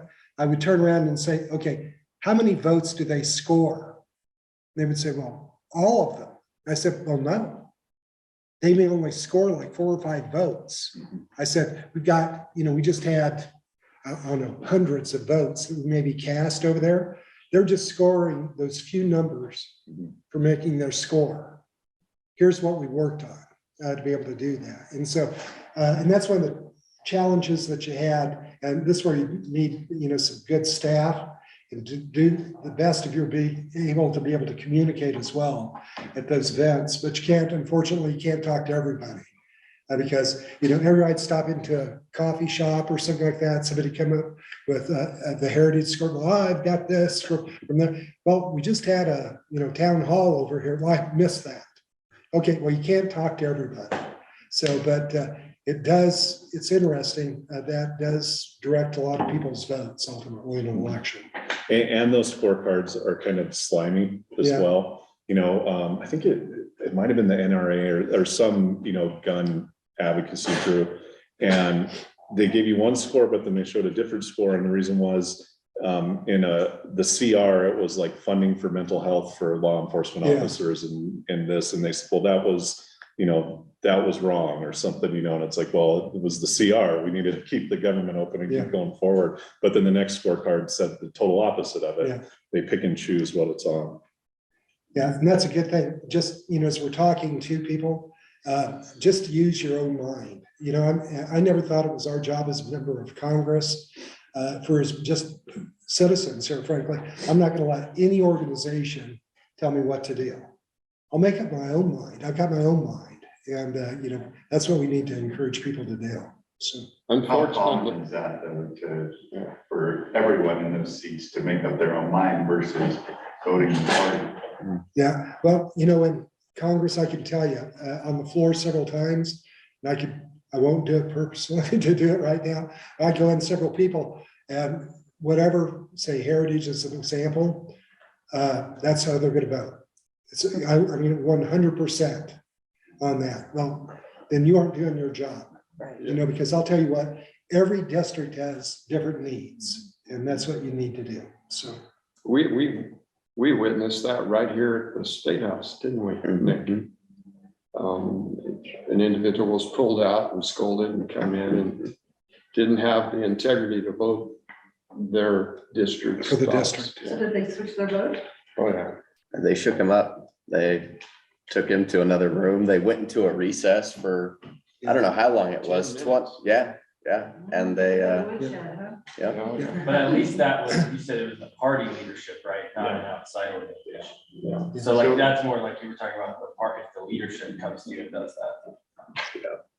Still pretty evil. Yeah, though. oh, yeah. Well, and if I look at leadership, to their credit, they try and say, hey, we'd like you to be able to vote. We think this is the right thing to do. And they've just said, that's fine, but this isn't for my district. It's not the right thing to do. Okay. And they back off. And so I thought our leadership was really, I thought they were pretty good. I can't, I served with McCarthy was, in there, Ryan was there, Boehner was up there, Scalise when I was in there. So with all of them, and everybody would be respectful of that for your vote that you were going to cast. So that didn't mean that they wouldn't come in and try and twist your arm a little bit, but nobody ever threatened me saying, hey, if you don't do this, you're never going to get a vote on the floor again to do that. So, which currently I don't think that's the case. It sounds like, because, the talk in the way the media made it sound, which it's the media, but, they brought up like, what are the consequences of not voting with your leadership? You could be stripped from a committee. And it seems like that was always kind of the threat, or is the threat now. Was that ever a threat? Like, was there any issue so big or so important where it was like, you better do this or we're going to take away that? And this is where, when we're talking about some of the, just generally the attitudes that we have in society right now that's out there, we never had anybody was threatened with their committees being stripped up there. We had Paul Gosar, was just stripped, and now we've got what's his name, Adam Schiff. Adam Schiff that's coming up, being stripped over there, and that's where you're starting to see the butt heading that you're getting right now. The leadership that's out there as well, and I think it's kind of my thought with with Gosar, with Schiff, you can agree or disagree, but that is within their party issues. Okay, you have your fights in there, but you don't do that on the whole floor to do that, because I don't know that district at all. And like I say, that was one thing that I learned really early on the way up there, was simply that different parts of the state are different. A Republican out of New York is very different than a Republican out of Colorado. So they're going to maybe some different thoughts that are out there. Well, wasn't Schiff censured by the Republicans? Censured, yeah, just censured. Yeah. No, that's outside the party. That's what I'm saying. It was Yeah, not done by. but I think his leadership controls the committee he's on, right? Yes, So the yeah. Democrats would strip him from the committee. Oh, did they? I didn't see that. I think they're trying to right now. I honestly, I haven't been paying attention to it. But speaking of that, like committees, how do you get on a committee? Like, what's the process? Say you're elected to Congress. Obviously, Colorado, you got energy, natural resources, this stuff. Like, how do you get on those committees, and what's the process to do that? Yeah, and you have, it's called a steering committee, and that is, comprised of other members that are there that typically have more longevity, if you will, in terms of been there quite a while. And the steering committee will make those recommendations to be everybody to vote on for the different committees that you have. And, when I first went in, I talked to Boehner, and we had natural resources, ag, and then small business. He said, this is going to be a big bit for you at the time. And so that's what the steering committee, and then the conference, and that means all of the Republicans in our case, they vote our members to be in the actual committees that are there. So they look at your choices, your Yes. abilities, Yeah. and then try to fit you where you belong. Yeah, because,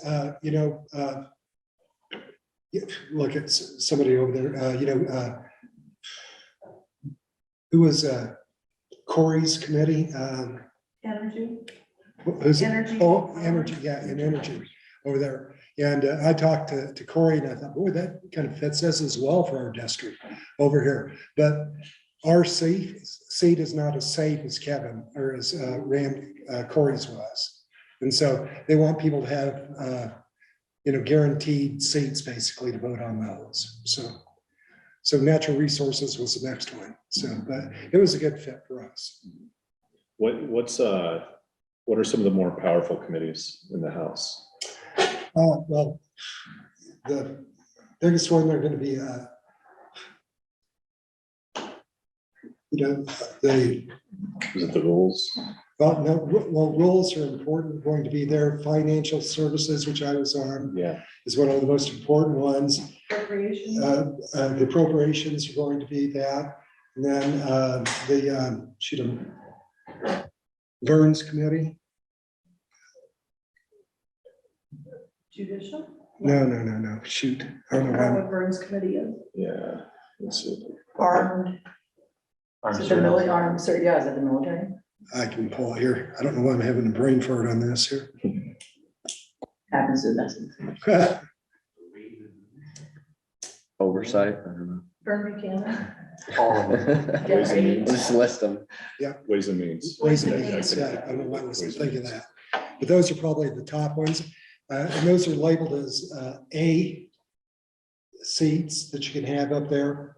And they do want you to raise more money up there to be on those committees that are on there. Because most of the bills that go through ultimately go through there in Congress. So basically.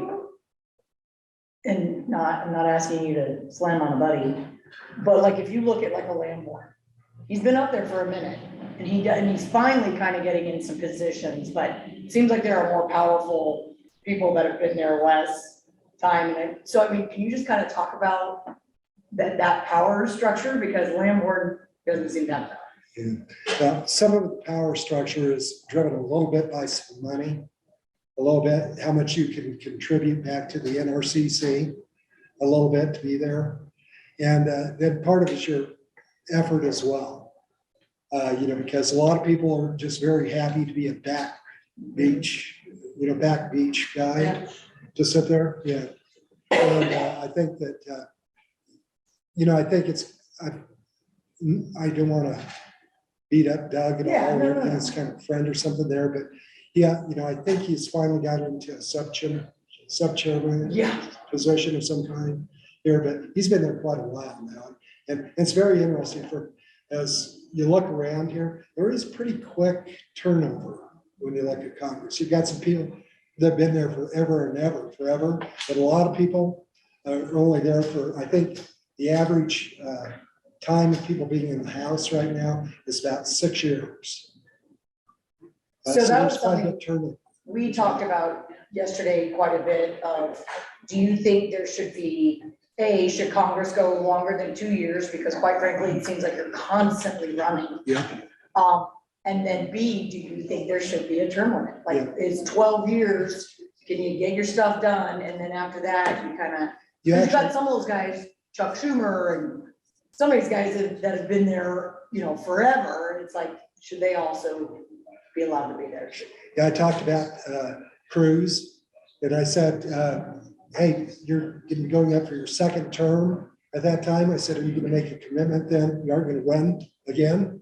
Yeah. Well, of course, he's running again to be able to do this. And I guess my big issue, everybody that put forward bills to be able to say term limits, I would agree with you. We need to have term, because this should not be a permanent job for anybody, because you want to be a little careful to do this simply because otherwise your staffs run it completely.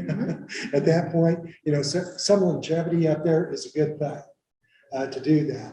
But I guess in my mind, I'd always thought after 12 years was enough. Yeah. And if I could make my magic wand again out here, I'd make the terms for 4 years, 3 of them, and be 12 years, 2 Senate terms. So 12 years, that ought to be enough to accomplish what you want to do. And go back and, that's what the founding fathers wanted to have. You go back, do your job, and then go crops or whatever at the time. Yes, sir. Would you suggest, in your example, 4 years, obviously as a congressperson, you're campaigning every 2 years, you're always campaigning. If a 4-year cycle were the case, would you suggest that it would be offset from the presidential years? So it's like president Congress, President Congress. Yeah, you'd have to be able to break that. You know, that's what we do on the Senate. Right now, about a third of the Senate comes every 2 years up there. So we'd have to be able to structure it that way. You don't want to have, you know, because effectively, all 435 members of the House could change every 2 years. Well, you do need to have some stability up there to do that. And so I guess if I could make all of the choices that were out there, you'd have to feather it in for a little bit of time there. But say, okay, we're gonna have 4 years out there, because it is irritating, because you just get elected and people in there saying, okay, well, who's gonna be your new appointment? I just got reelected here, you know, to come out, to be able to do that. And then I wasn't very good at it because I hated to do it, but just the effort that you had to put out to raise money for this. And I don't know, if it's because I think you ought to have the right to be able to donate or not donate, whatever you want to do. And I don't want the federal government ought to be putting the money out there for the elections that are out there. But the amount of money, the dollars that they have going on right now, I think if we raise like $2 million, I don't know about you, but 2 million is $2 million. That's a lot of money that's out there. We thought, okay, that's all we needed to raise, you know, to have the campaigns. Now they're talking, what is Bober and these guys got now? $1 million a quarter. A Like, quarter. I don't know what they're sitting on now, but it's Yeah. over $1 million a quarter. A quarter. Which kind of, so yesterday I really went over the difference between the campaign side and the official side. Right. Travis Grant, he was Ken Buck's staffer. Now he's with the Farm Bureau, he's good. He's like, yep, as soon as the campaign's brought up, we step aside. But in that kind of laying it out, I said, the chief of staff and scheduler to a point have some crossover with the campaign. And you just touched on that you had to raise money for committees. Yeah. So how does that work? Because what I said yesterday, it's like, there's the taxpayer, you're a government employee official side, and then there's a campaign side. And as a member, you're kind of straddling both right there. So what does it mean? Because if you're on a committee and that's on the official side, but you're fundraising for them for the party, like, how does that work? Or is it like, what's the dynamic of that? Yeah, effectively, what you do, depending on the committees that you're on, their expectations are lower or higher based on your assignments. When they got on financial services, they want me to raise like about $1 million. And that's $1 million for you and your campaign? To the NRCC. $1 million for the Republican? For the Republican National Committee, to be able to do that. And so there's actually a pretty good John Oliver episode on this from a few years back, I know. But where they interviewed quite a few Congress people talking about the call centers. Yeah. And how demoralizing it can be to have to go in there. Oh, it is. Yeah, you get it, it's the dialing for dollars sort of a thing. And to a degree, I understand that you need to do that because nobody's going to give you anything unless you ask them, because it's not going to cross their mind. It's not like going in and making a donation to your church, every Sunday or something, get the plate and get in front of you out there or something. If nobody brings you the plate, they don't throw any into it there. And so this is how they get the information, to get the commercials, to be able to get their message out that's out there. But that is really, for me, it was the ugly part of politics there, because like the call suites that you have up there, it was like a little prison cell that you were put in there, and I can't tell you how many weeks, months probably, that, I'd have maybe votes on Friday and we're back on Monday. And so it didn't make sense for me to be able to fly from, back to Colorado, try to get to Cortez, or we didn't have, events that are going to be as quickly there. So I just stay in DC, and I go on like Saturday. I never call on Sundays. And that's because I thought I'd have one day, you're back over to God over there somewhere anyways. But, on Saturdays and then on Friday afternoon, of course, we had the benefit of 2 more hours. You just be on the phone and dialing up and saying, hey, we hope you'd be able to help out and everything. And I'd always talked to my dad about it, and he'd been blessed a little bit in business for a while. He'd go in, people talk to my dad about it, and I talked to him about it, and I said, does it bother you to have people coming in and asking for something? And he said, well, I'd much rather be on the other side of the desk, rather than asking for it. And so and this was just my personal end of the world out there, I absolutely just hated raising money for it. And as a consequence, I wasn't very good. Some people just did. Mark Holtzman, I don't know if you remember Mark Holtzman. Mark is a rich guy, I mean, a rich guy and everything. That he loved raising money up there. That was his gift, He'd have to, I said, how do you do this? So he gave me a tip, well, you make the ask and then just stop speaking, and everything. Say, well, okay, we're asking for a campaign. We'd ask you to donate $500. Like us to help us out. And You're tonight. It's like, he probably got 8 to 1, it's like, ask for the money, yes or no, I gotta go. And then, he's done the next. You're trying to serve as a representative, right?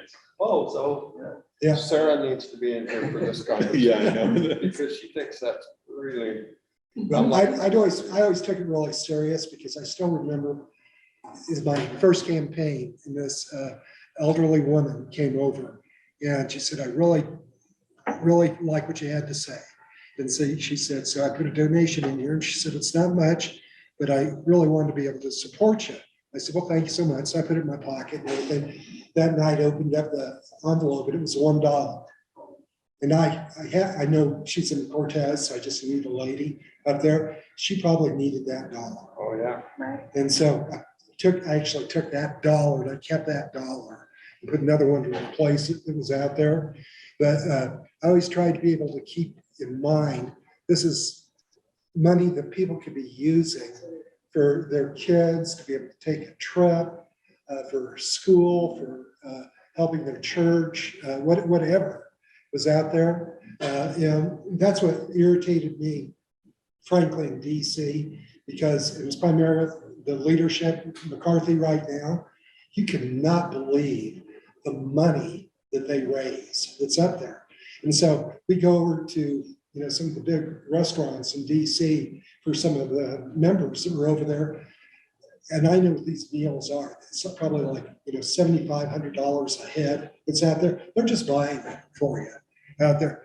Guess what? It's not their money. It was the donated money that you have coming in there.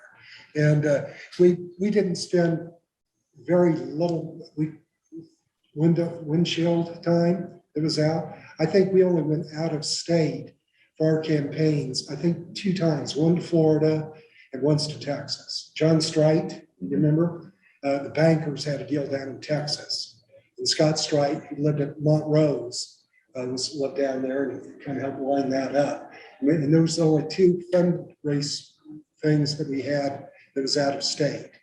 The rest of it was just in Colorado. And I can't imagine, I'm not to beat her up or anything, but our current representative that's sitting there going to Mar-a-Lago, I know how much, Trump charges to do that. It's not free. But those are your dollars that are donated that are going out there. I never took a dime on any of my campaigns. Good for you. Yeah. Yeah, no, I figured if I lose this, I don't owe anybody anything. There you go. Yeah. And if I took money from somebody, I always thought I'd be beholden to them. Yeah. And it would almost belittle,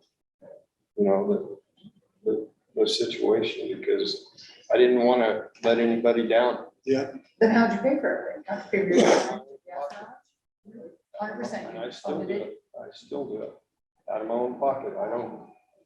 So if I go to NACO, that's on me. If I go to CCI conferences, I won't let the county pay for it. That's on me. I don't know. We have, and she knows, our county struggles. I mean, our 12% unemployment, and, I'm not going to use their dollars, for me to go have fun. And I talked to an individual today about NACO and how important was it for me to be there, because I've already voiced my opinions on the water and that sort of thing. And he said, quite frankly, Tony, it's a party. And he says, you never attend any of those anyway. I said, no, I'm in bed by 8 o'clock. I said, it's probably, I don't, what's the word? I don't, when you go out and mix and mingle and. Right. Yeah. Party. Lots of words for that. Yeah. Network, that's what I was trying to. We heard from another member who was considering having an event at Mar-a-Lago, $100,000 up front. Wow. Is what they had to pay to hold their fundraiser at Mar-a-Lago. They had to pay $100,000. Every time, just to hold an event. And if you want Trump to show up, it's on top of money on top of that, on top of that. So just to break even, to be there, you have to raise 100,000, you have to pay 100,000. Which, I mean, if you raise $1 million in a, I mean, but still, Right. I mean, that is. Yeah. But if you're going to Mar-a-Lago 4 or 5 times a year. Right. It's a lot of other people's money. Yeah, I'm still old fashioned. I still think 100,000 is a lot of money, so. When you're spending all that money on the room, does it at least come with the classified documents or no? If it's in the ballroom, because they were lined up in front of the stage. Yeah. That's what There are ways to monetize. Some light reading in the bathroom. So we would have a weekly scheduling call, and during a campaign season, that was one of the few times so we could coordinate. So it'd be the chief of staff and I, scheduler in the campaign, and they constantly, the campaign side was like, well, does he have a 2-hour break here? Call time. And, I could hear your eyes roll, in the background or the side, just because how much you didn't like that. So when you get elected, I think this is an interesting thing too, or you win an election, like literally before the results are finalized, you would have reporters calling you, like, what are you doing for your campaign? What do you think about your opponent? Like before the election is finalized. Yeah. Like then, so. Yeah, because when you look at the media, their stock and trade is the next story. Yeah. The whole time. And the more controversy that they can have, the more fight that they can stir up, and the quicker they can keep it up. That's how they make money. Getting the next story, get the eyes on the articles that are out there. And you do, frankly, just got about to the very end of it there, you start to get to the point, and I think that's where maybe, and this was just a personal thing, like 10, 12 years, more than enough to be able to do that. You start to wears on you a little bit, simply because you aren't there doing your job. I'm raising money, I'm dealing with, little fights with the media that are out there. And real frankly, I just wanted to go back and do my job back here. And I'd much rather, if I could sit down and have a meeting with people on water, I just loved going to those. That was fun to be able to sit in. Bureaucrat. Yeah, that's right. That's right. What percentage of the time was it doing your job versus other things you don't think were valuable? Man, it would vary from probably week to week, I would imagine, because we'd have some pretty busy days that we're out to where we get to the office about maybe 7 o'clock in the morning or something there. And then, we'd have votes until midnight or later than that at time. And so I couldn't put a percentage on that really, but you can be a lot busier than you think at times. And then when you did have free time, then you're in the call suites, unfortunately, and Augustine would be calling up, do you have free time? To raise more money, and of course. But that changes district to district. So for us on the 3rd, he had way less time than any of the other, now 7 other, well, 9 other. I mean, if you take out the senators, but the other representatives, because they just had 1 airplane flight. He had a second one to get to the district, or a 2-hour drive. Also, the district is so much larger, so there's a lot of people on the East Coast. I mean, well, even Diana DeGette could live across the street and, be in somebody else's district. So, and that's interesting. But he had the rural districts have way less time. Yeah, it's far more difficult. rural. far more just Yeah. difficult. And for your MRA, your members account, for the money that you have your offices that are out there, it's equal for each member, no matter where you're at. But we had 5 seats, Five offices over Yeah. there. You know, DeGette and I think Doug Lamborn only had one each, but we had the same money to do that. Of course, you have effectively the same number of people that you're representing sent out there. So I guess that's the thought on it. But they didn't have a travel expense. Your Yeah. budget was so filled with Yeah, but travel expenses. Yeah, but our account covered also our travel as well. Yes. You know, I can't tell you, how many days was gone before I never got home that one time? 87. How many? 87. Yeah, and just never got home because I spent more time in Pueblo and then I'd leave Pueblo and then we'd be in Leadville and getting over to Glenwood and then over to, you know, Grand Junction. And it's not for the faint heart over there. If you do it right, to actually be there, you know, and frankly enjoyed it. You know, it was great to get out and I meet got to be able to make good friends. Yeah. A lot of gas station hot dogs. Yeah, yeah. That's Josh said that. Yeah, he said, Yeah. how many gas station hot dogs did you eat while you were in Congress and how many have you eaten since? That's always a joke, you know, you have to get a hot dog with no ketchup or anything else, because I'd spill my one clean white shirt. That's it. But it was just, I'm sorry? What was that annual budget? What was it that it's like time? $1 million. right? Yes, just a little over $1 million. And that's the same for every congressman, because Yes. to your point, you're all representing the same amount of people. Yes, yeah. Yeah, and it really frustrated me because any like CODEL, like congressional delegation meeting was always in Denver. You know, and sometimes the staff or even the members, you know, that have offices in Denver that literally walk to the meeting would complain about, you know, like, well, you know, I had to take a 20-minute walk to the meeting and he's like, I just drove 12 hours to Yeah. get here, especially in the winter. Yeah. I'd always joke, we had a scheduler come on. It might have been Agnes in the beginning, actually, because she thought we could go from Denver to Grand Junction in 3 hours. Was that Megan? Or it was Megan, yeah. It was Megan, and I'm like, and this is December, and I'm like, I told her, I was like, we could get to the Gulf of Mexico faster than we could get to Grand Junction from Pueblo or Denver right now.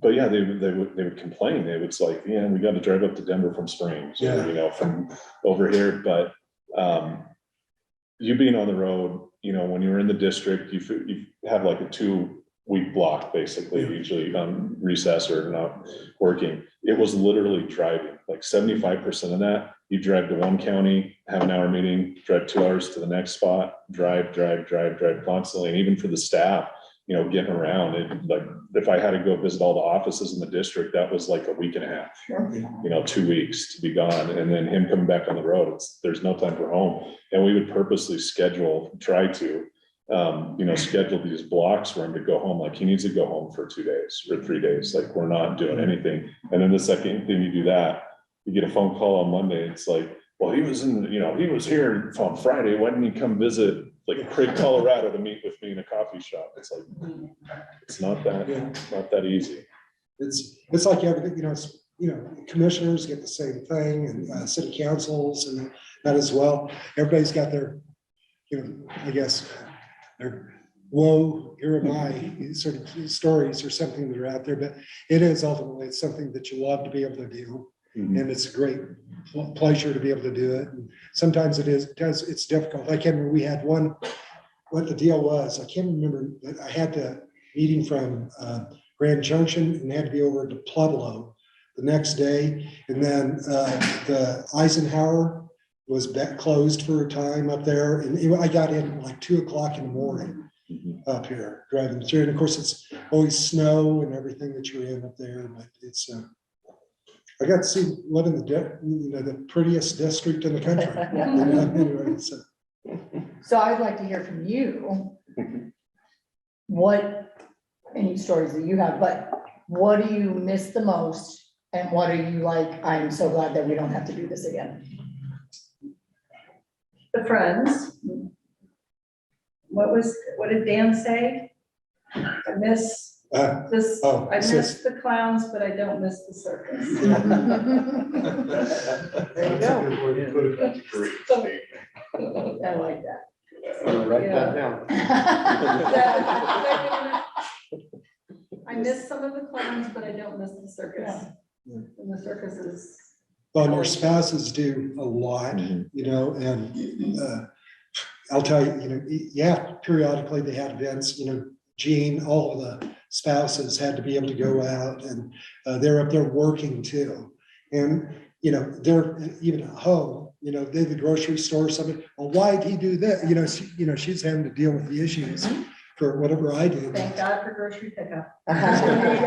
She just kept saying, I wouldn't have voted that way. I'm telling them the same thing, you know, so. Now they're like, we miss you. Yeah, but there's a lot of, so the spouses that were there, I didn't go real often because it was usually around an $1,800 ticket for me to go, to fly out of Cortez or Durango back there. And that was taxpayer, that was donation, you know, or taxpayer dollars. And well, I guess that wasn't official funds. It always had to come out of campaign funds. Yeah. And so we didn't do that, but on the East Coast, people could do round trip tickets for $25 or what. So a lot of those spouses went. They gave tours of every building up there, the White House, Library of Congress. They helped with the office, setting up events, and they get paid zero. But if you're there, you're expected to do as the spouse a lot. But I got lucky and didn't have to do that. So I just stayed back here. But it is a thankless job. We talked a little bit yesterday about how you have to actually have a residence in DC and you have to live there, and that's expensive. Yeah. And if you're playing by the book and not insider trading and making millions of dollars, then it's hard to afford, you know? So I guess what would the solution to that be? Make dormitories for just all members of Congress? Or? You know, they talked about, I talked right after we first got elected. And, you know, we had such a huge class that came out. You know, you had a lot of media that was out there, and I talked to this one reporter. And he said, well, where are you gonna live here? I said, oh, I guess we're gonna have to get an apartment up here. And I said, then I'll tell you what. I said, you could buy the most expensive house in Cortez, but this is gonna cost up here. So we were gonna, you know, obviously we're gonna rent it while we were out and everything. And he said, well, it's pretty amazing. He said, you've got the most powerful people in the world just stacked like, you know, they're cords of wood, you know, trying to get a room out there. And they said, you know, it'd really be smarter if they just had, you know, kind of little 1 and 2 room apartments or something like that to do it. Because again, you know, some of these people, it's a lot more expensive for them. For people like us that come from rural America than it is for people out of the urban areas that are out there. Because that, by the way, and that's out of your pocket.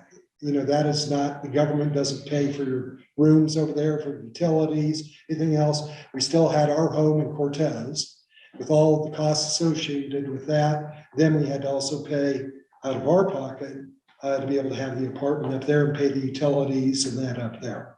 So And we it's, lived in the dormitory. yeah, That's what I call the dormitory. Yeah. Hill House, 1 bedroom apartment, $2,500 a month. Wow. No dishwasher. So you went to the laundromat too? Well, the first one, I would not go.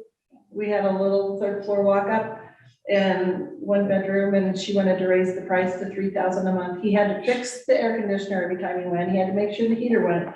The washer and dryer were in the old cold bin where there were rats. So he learned to do his own laundry. Because I was not going down there. And, oh shoot, who was that? That was Renacy, oh, right? yeah. Jim Renacy. Had the- Yes, he came back after Christmas and there was a rat in his toilet. It swung up the system. Like, oh my gosh. So it's, yes, I never went down in there. And Lift there the was- lid and have him looking at you. Yeah, and there was like, the kitchen literally was a bifold closet that they'd taken the doors off. and you had a little fridge, the sink was this big and a stove and that was it, and she went $3,000 a month for it. So, and that didn't include utilities or anything. So if we moved next door to Hill House, which is a dormitory, studios and 1 bedrooms, your room at CSU is way better than these were. They were built in the 1960s and they didn't do any upgrades to them. But it was close.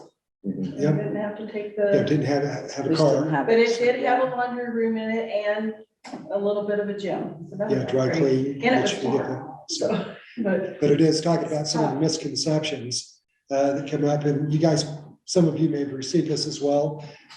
Every election this would come up. Did you realize that members of Congress have 1 term, they get their wage for their life after that? Have you heard about that? Yeah. Or retirement for Retirement life. after healthcare that? For life. Yeah, and so that, I always thought that some pretty competent people, usually it was somebody out of Denver or something, and some pretty wealthy guys. This one guy called up and said, "We just, Corey, and we're at a meeting with him and everything." He said, "Well, now is it really true that you guys get, full retirement like this after 1 term?" I said, "Hardly."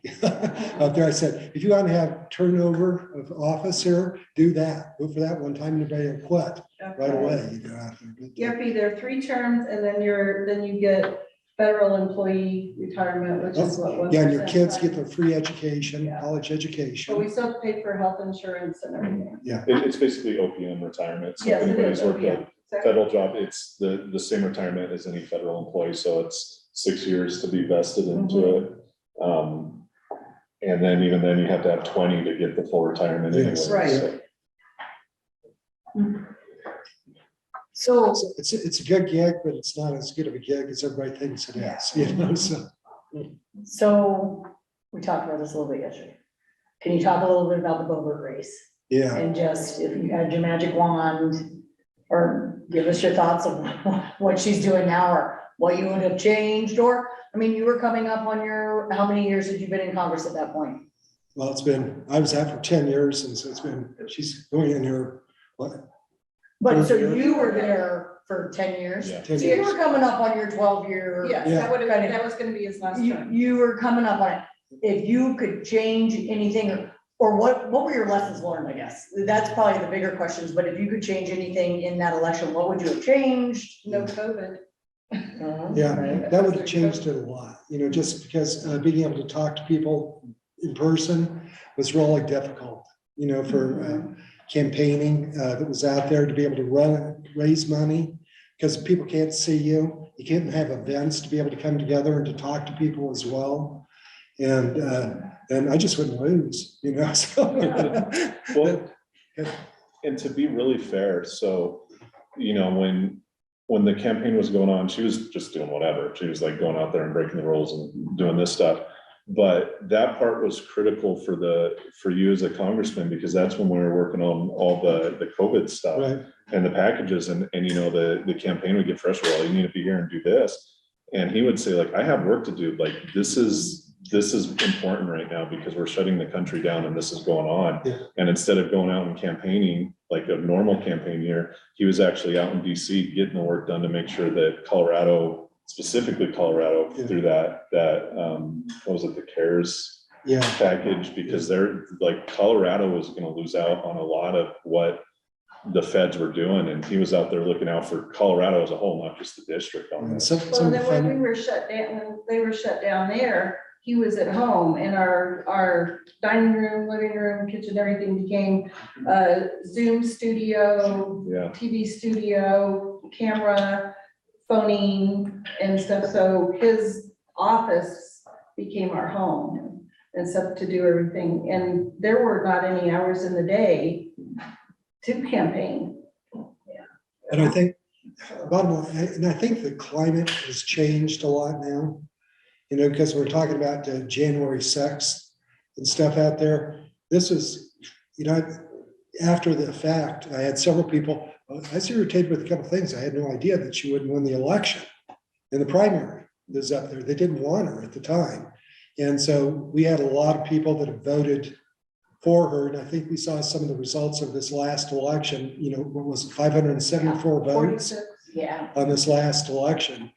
And, you know, you had a And lot of she should have people, won by 45,000, yeah. and this is, you know, we share 9% or something like that, you know, in the district. It's a district that you ought to be able to win, but you have to work it all the time. Well, that's what I was gonna follow up was historically, isn't it the most competitive district in the state? Yeah. It's gone back and forth. Yeah. Like, it's one that really seems like the people in that district really want to hear that you are looking out for the district. Yeah.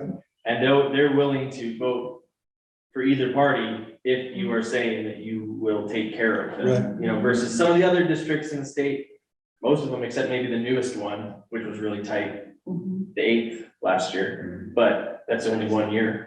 Most of the others, you know, it's kind of like, well, I don't love, you know, it seems like they're just a little more solid Yeah. for one party or the other. Yeah, no, I think that's true, and I think it was always interesting to me when I talked to Kaufman and Lamborn and, you know, Perlmutter and a few of them, I said, are you having some events going back? And, well, no, not really. And I said, well, why not? And they said, well, our people don't really care if they see us or not. And I said, well, our people do. You know, because I remember we go into Pueblo and stuff, man, you better be there for that event, you know, particularly for the veterans events and stuff that are out there. And I always thought that was interesting because, you know, our rural people like to see more than the people in the urban areas that are out there, you know, to do it. But was 2020 the year that that Colorado changed whether you, the party affiliation and where you could Yes, vote? yeah. Yeah. So how did that impact your?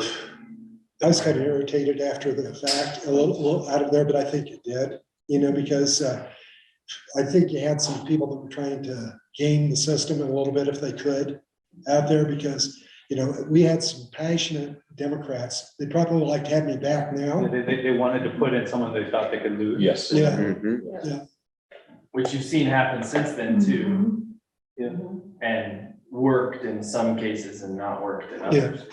And it's taken with a grain of salt. I know when Beasley talked to us and a few other people, they're like, Colorado's political views shifting. We have more people unregistering as Democrats and Republicans because we're independent thinkers and all this. And like, no, it's because they want to vote in a primary for the party that they're given that choice to do it. I don't think it has any political like ideology behind it that you'll hear. It's like, we're going to be the third party state, the independent state. It's like, no, they just want to vote in a Democrat if they're a Republican or vice versa and stuff. Can you speak on corruption a little bit? Yeah. There is. I'm probably, a lot of people probably wouldn't believe it a lot of times, but I think the vast majority of the representatives are just pretty decent people that want to do the right thing out there. You know, they do different ways that we would do things here a little bit, but they're really good people that are out there. But some people really learn how to make the system that's out there, you know, and we start, like I said, I'm just, some of the stuff that I'm reading now in particular, Gene would always monitor a lot of this and that are out there, but you got a lot of people that know, you know, it's like writing stupid books that are out there. You know, here, I'm gonna write a book about the Swan. You've been there like a year, now you're the expert on this, you know, come on, like that. And I don't know how they make money out of this, but they do.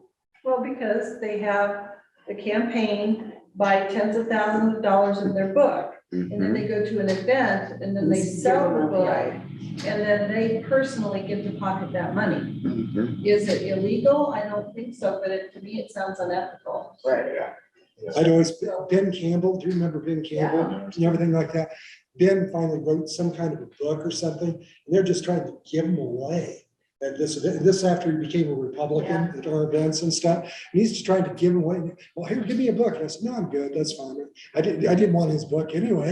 Like that, he insisted, and I took the book, ended up throwing it away, you know, because I wasn't going to read it anyway, you know. But it was just some people learn how to be able to make the system that's out there, and you know, I get to talking to some of them, and they're able to, you know, get their clothes bought and that sort of thing. Okay, Casio, AOC. Up there, you know, she's getting a dress, you know, that sort of stuff. Some people only know how to just Closed get the system to work for them. Cell phones, utility bills and everything paid. But I would, I haven't figured those out yet. I There's do gotta say be a that the way. majority of people are honest, good people. Yeah. Well, we saw, what was was it congressman or senator that had like a $20,000 discount on his deck being built somewhere? Oh, yeah. I And remember like, that. you know, they do pay attention to, maybe he wasn't smart enough to figure out how to make the campaign pay for it, but you know, they do monitor that because you read it over just a couple $1,000s, people get in trouble for on that ethically. So going back to the lobbyist thing, one thing that we discussed yesterday, specifically for smaller communities, federal level, not state. You know, some of them have lobbyists, some of them share lobbyists, but a federal lobbyist is very expensive.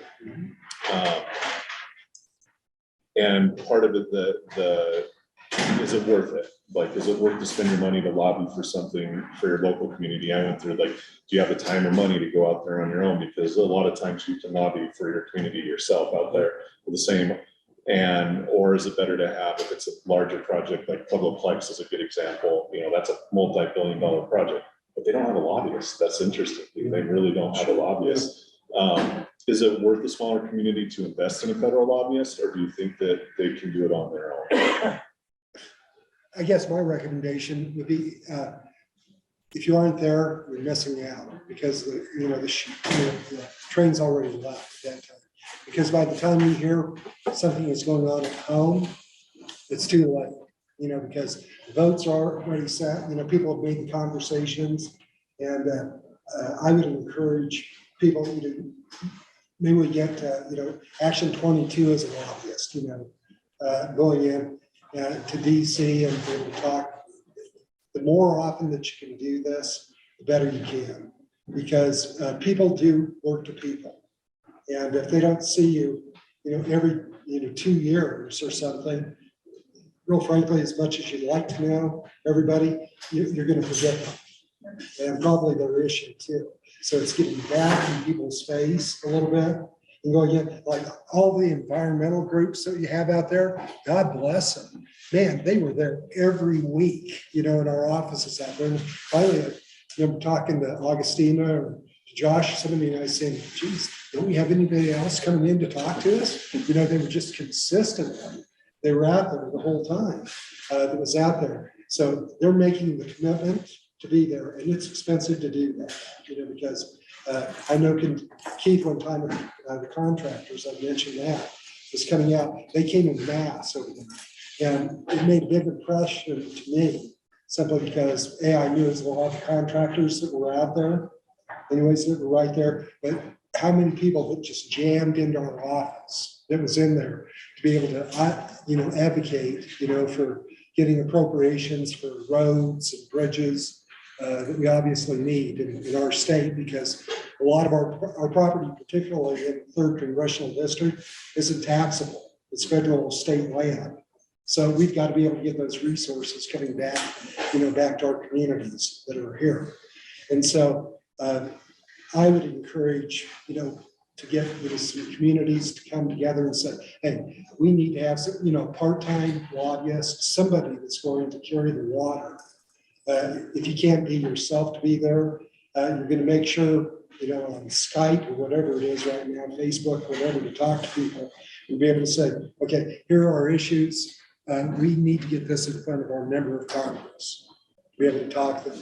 And as hard as you try to get to every meeting, a lot of your meetings are held by staff as well. So building that relationship with your staff is incredibly important, you know, because I know talking to a lot of our folks, you know, if Brian came in and advocated for somebody, guess what? Godspeed, talking to him goes up about 100% at that point, you know, because if it's important to him, it's important. I trust Brian, you know, it's gonna trust Doug, you know, to be able to be the full staff that was out there, because it was their job to look out for me, my interests as well. And again, I keep saying the same thing over and over again, but nobody can know everything. And so the information that you can take, you meet face to face with a member of Congress, they're it can be almost as your benefit to build a closer relationship with the staff than it is talking to a member of Congress, because I'm gonna get 10 minutes, I'm gonna get 20 minutes, and then I'm gonna be gone. By the way, on the way back to votes, I've got other 10 people that just went over and grabbed my arm and said, hey, just a minute, here is I'm going over. So it's, those relationships are very important. And two more questions, and then we'll do lunch, but you brought up, Chris, like how important is it to get ahead of legislation? So like the Farm Bill or the NDAA, like I suggest it's like, well, as soon as and as often as possible. You know that the NDAA is coming up or the Farm Bill, like you should be engaging those issues even before Congress is talking about it and checking in on it. So when it's time to put that bill together, it's in your mind or the staff's mind. Yep. Would you agree? Yeah, absolutely. It comes up every year. It should be a shock, you know? Yeah. And so the more advance notice that you can give the people that you're representing, to a member of Congress, and say, these are big issues. We need you to support. That is the best thing that you could do for yourself. You need to be able to help yourself. And then another one that was brought up. So when I was going through the staff and he broke down the chief of staff, who I kind of described as that's somebody you trust. That's your right hand man that's with you along this, but the legislative director. And a question was asked, like, say you're working on legislation as an LD, but you disagree with the legislation, and for me, it was like, well, but to borrow your phrase again, you ride for the brand, like you 100% back the person that you're working for. But at the same time, I said, it's also your obligation to maybe say why you disagree with it too, to maybe inform you that, like, hey, I see where you're coming from, but I don't agree with this and here's why. And would you listen to that from your LD or your chief of staff when it comes to that? Yeah, and I think every office should expect that type of relationship, because you're gonna have, the people that come in, we had some people I had no idea. Liz became, great advocate for us. And she would be the devil advocate for us, basically, to be out there and say, well, here's the thought, do you want to think this? And frankly, it didn't change my mind usually many times to be able to do that, because I'd have my thoughts, and it's my name on the door. So I'm the one that has to ultimately, cast the vote that's out there. But it's important for your staff to come back and say, okay, here are the different views, and just, you need to consider this. And as it is, we do this in business all the time, on the relationships that we have. If you turn around, you don't have to be harsh about it at all. You just turn and say, no, this is just a view. Take this into mind when you're taking, getting ready to vote or something. How often would you do that? How often would you have like staff meetings and have those cram sessions on different topics? But there's two sides of this, because I'd have some issues that come up, and I have basically no backbone on it all. So real frankly, my staff would probably, the person would come in and drive that decision a little bit, because, hey, I don't know much about this, to be able to do that. Then when we go out and have those situations, and I felt passionately about something, well, I know this is what you think, but I just want you to think. And people handled a little bit with, kid gloves a little bit, I guess. And that they would come out and just say, we think it's probably in your best interest really to consider this. It's your vote, but in your best interest, take this into consideration. 3 weeks. So we would do a district call. So I talked to all the district staff, and then we do a DC call with me and that. And then we usually do an all staff call with like the DC, me, and then you as well. So we do about 3 times a week. And then you would call me or call other staff, like not just DC. It was a pretty open team working together. It's, how many times did you call me, like, what do you think of this? Like, how will this impact like the veterans in the district or the ranchers in the district? And I'd be like, I don't know, I'll call and find out. And then we'd get together and talk about it more. So we heard yesterday as well, like your staff serves at your pleasure. And if there's a moment, you you just think if you're done with this person, so be it. And then you do the flip side with that, which is the bureaucracy, which. Yeah.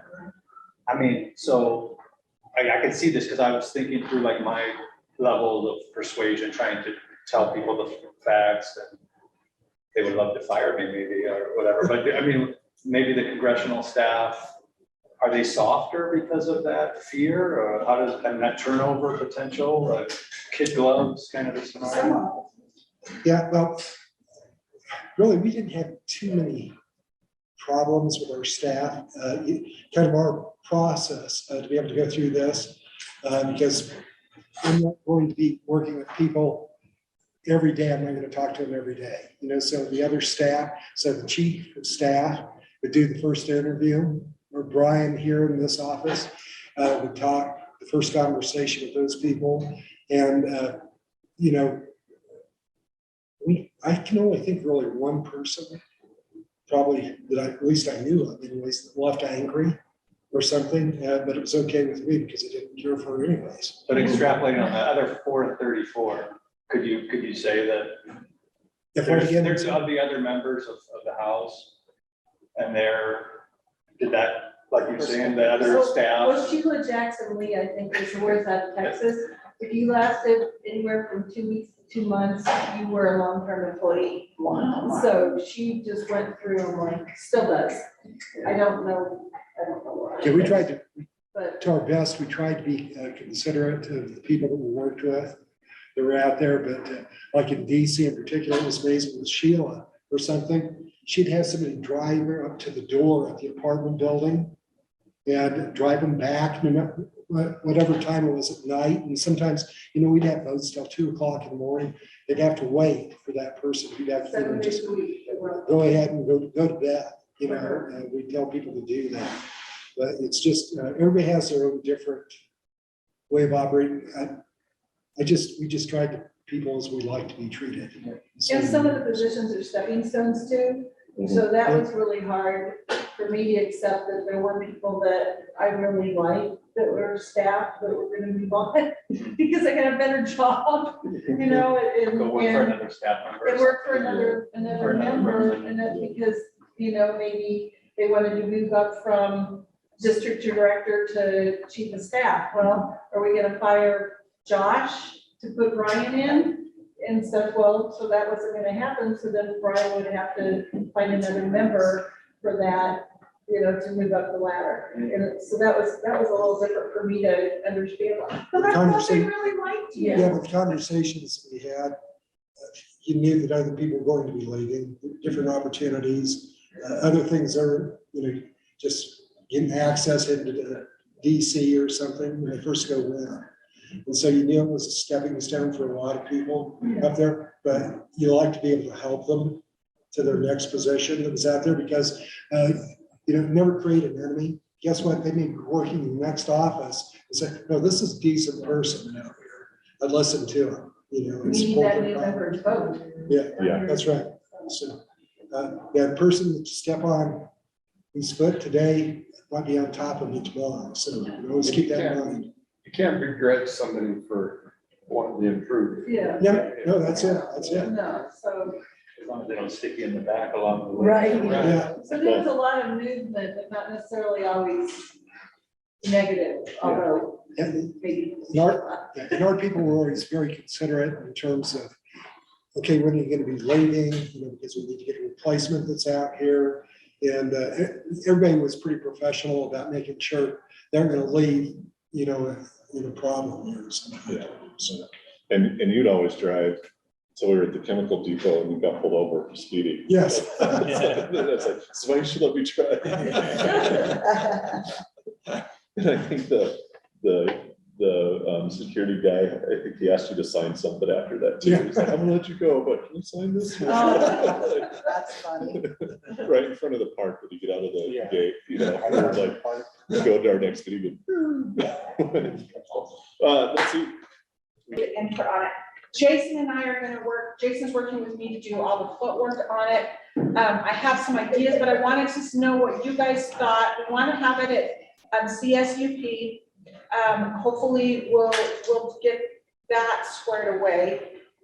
When we were up at Colorado Cooperation, when Brian and I were up there, a few weeks ago, a lady by the name of Kathy Reynolds, you know Kathy Reynolds, who's the VP of CSU Systems, was bragging this up to all the who's who up there about this academy.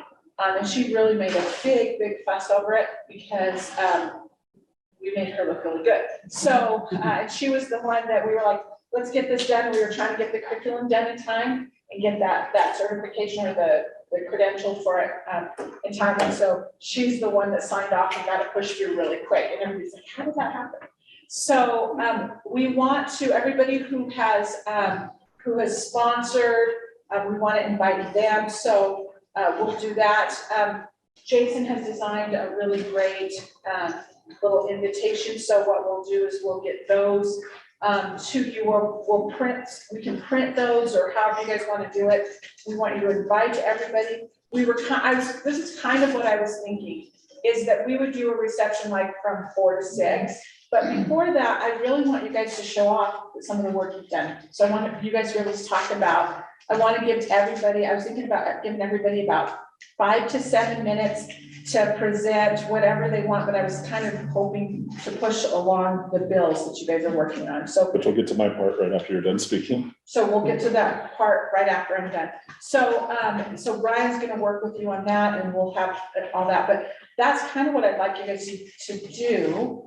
And then we'll have, certificates. We'll do it kind of formal. Since this is the first one, we have it in our mind what we want to do, but did you guys have any thoughts on what you want that to look like? Graduation. I'd really like you guys to show up. So we're going to have all the foundation board there. I think Congressman will come back and help us with that. And then if you're willing to do that, we were going to invite the Action 22 board. I'm actually going to send an invitation. He won't come, but like the governor and Phil Weiser might come down. But some of these other guys that we've talked to. Too bad. It's too bad I won't come. They're not even there anyway, told me. Oh, I am. Oh, you are? He cancels for us. Oh, wow. And so, and also, so the Thursday and Thursday is whatever you guys want to talk about. I'll bring in a speaker, I'll cover any subject, so think about that. And just let me know. So that's going to be like our hot topic day. So anything you want to follow up on, learn more about, any speaker you want to come in, we'll make that happen. Your bills, I've been going through them and kind of reworking them to make more sense and adding my thoughts with it to make them more effective. And I've been shopping them around to a few people as well and getting their advice. So through the next month, before the next block, I will be working with everybody one-on-one, email, phone, in person, whatever you guys want to do, what's easiest for you, to kind of perfect those. And then when on the graduation, which was Friday, we're going to invite the legislature and, everybody to that. And that's when you have a chance to really talk about your bill and talk to these legislators and use those techniques that we've kind of gone through this, to hopefully get some of them to latch onto it. I know there's a few that I'm pretty sure are going to be of the 5 bills that some of these legislators put in. So, so that's my part of it. So just in the meantime, think what you want to cover on that Thursday, anything. And we'll make sure to talk or follow up on something. And then Friday will be the dog and pony show, the stuff I hate, but is necessary. It is the stuff, right? And we will also have T-shirts and all that fun stuff too. Yeah, we want to make it a good day. Friday won't be an all-day thing. And CSU Pueblo, their graduate studies department, is going to take an hour to present on that Friday on how to obtain either the undergrad or grad credits for this course and what the process is for that. So what we're thinking is that we would start as a group, and then we'd start as a group and kind of go over some of that stuff and get prepped up. We'll invite, we'll say, because some people aren't going to want to be there on a Friday, whatever. So we'll give them 2 slots. So if we have legislators go, oh, I totally be there, but I can't do it at 4 o'clock. They can do it at 1 o'clock or whatever. We'll work through that. We'll work through that, but we want to give them an opportunity to connect with with all of you. And if I tell the governor Tony Haas is gonna be there, he'll totally. Might show change up. his No, with the potato. I'll wear the With the potato. potato. Yeah, you guys have an arm wrestling night? Oh, Tony and the governor have a very intense, they love to hate each other. But yeah, there was a potato, I'll tell you that. So what would you guys like, because if somebody else is paid, we want to make sure like Otero County or, City of La Junta, we want to make sure that those guys are here. So if somebody else is paid for you, we want to make sure that they get an invite. Do you guys have any thoughts, like what you guys would like to do with this? Because I really want you guys to show off. Our family can come? Absolutely, please. And we'd love to have your families come. What did you say? And friends? And friends? I just need Brian to tell me. I only have one friend.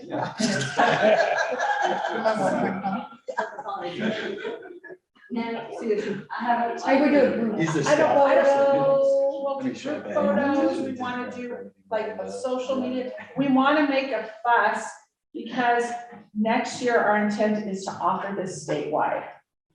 So one of the other follow-up responsibilities that we're gonna ask of you is to nominate somebody that you think should be considered for the next class. Because we're gonna want you guys to help mentor the next class as well. So, but that's the other side of it. What do you guys think? Throw out some ideas here. Beasley needs to be here. Beasley needs to be here. I will call Beasley and say, Beasley, you most certainly need to be here. Are people comfortable sort of at the ceremony, I guess, like, would everyone be comfortable sort of like just giving like a minute or so, just to kind of talk about, why you enjoyed it, or, I feel like giving individuals a moment just to kind of say, hey, it's great, when everyone's there, not really where the dance ceremony, but at the actual ceremony, to kind of give you just the recognition for your own, put the time you put into this, and then that way your family or friends, can hear from you directly. Is everyone be okay with that? I have a hard time keeping it lower than a minute, but. Do you? Well, I'm not used to it. if we're gonna do from 2 to 6, I'm not 2 to 6. You can have.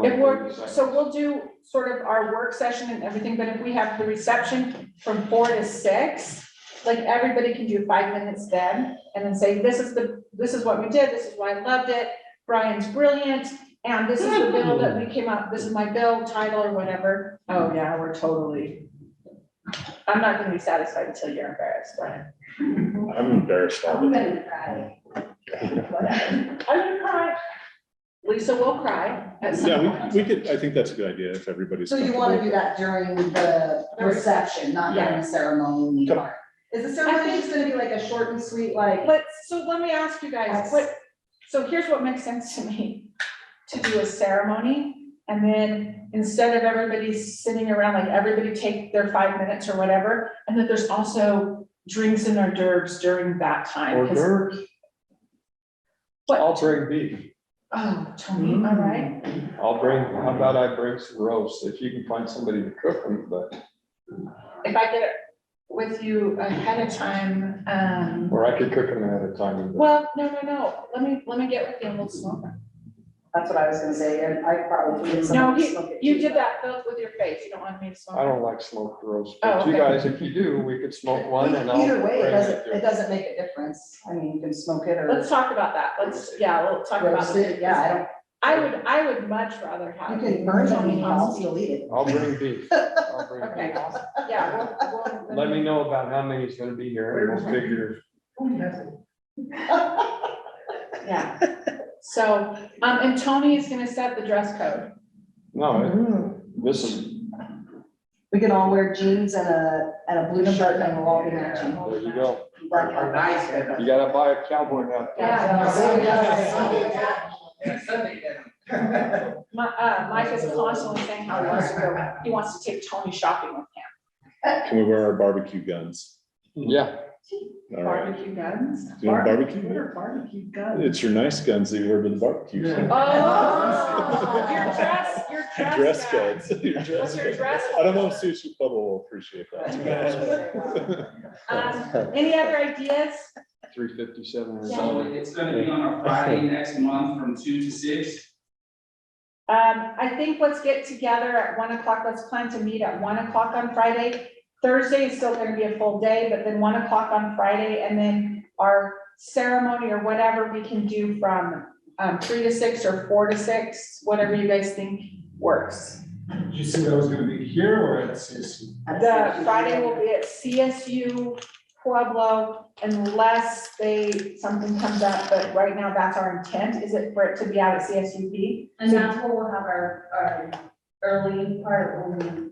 Yep, so we need to meet at least by 1 o'clock because, they're gonna brief you on a bunch of things, so we need to give them their opportunity to say all this stuff, and then they're gonna ask you like, okay, so how close was the curriculum followed? That's sort of our wrap up too, so those are the things. And that'll take probably an hour or so. Yeah, they want 45 minutes. Okay. To do Yeah. it, so. Yeah, So do you feel is Friday at a 4 to 6, are we gonna get maximum occupancy? Or would it be better to do that on Thursday? When are you gonna get the most people there? I would say Friday. You think Yeah, For Friday, this, okay. for this area, it would for be this, I Friday. was gonna say, Would you for agree, around here, Chris? it's gonna be Friday. Because Thursday is usually pretty busy with other stuff, because the Chamber of Commerce has that's their business after hours on Thursday. So everybody started, it used to be everybody was doing stuff on Friday and then it was conflicting, so then everybody started moving to Thursday. Tuesdays and Thursdays. are the Tuesdays and business days. Thursdays are all the stuff now, so Fridays are a little more open. Okay, Which we can, on that Thursday after the regular Thursday work session, or whatever you want to call it. I think that is the business after hours. Maybe we can, whoever wants to stick around and go to that, we can all do that as well. Roll in and take it over. Yep. and yeah, beat up on people or whatever. Okay, that's all I have. for- Okay, and I'll send an email out on all of that tomorrow or Monday. So we have to get Scott and Jean out of here in the next 30 minutes or so. So again, this is your opportunity. What questions or what would you like him to talk about while he's eating right now? Don't you? I had kind of a question. It's more, I don't know that it's just for Mr. Tipton, but so as this is our first group of doing this Action 22, this leadership class, we've obviously all been picked for specific reasons. Our reasons is to, obviously, to make a difference moving forward. They want to continue to do this every year, every 6 months, whatever they decide. How, as a class, do we help change what is happening now? And it's not just Chris can do it, not just I can do it. We, the first class, are going to have to team up with the second class, but so on and so forth, because that's the only way we're gonna build up a big enough group or a big enough existence to make a difference in the world, in the government. What does that look like? Or I don't know, I guess I'm not sure what the question is, but how do we make the difference as being this first class? What makes sense for us moving forward as a class? What kind of things can we do or look into or whatever to make these changes? So I have a thought on that. I want to create maybe a web portal or a website where we can all stay connected.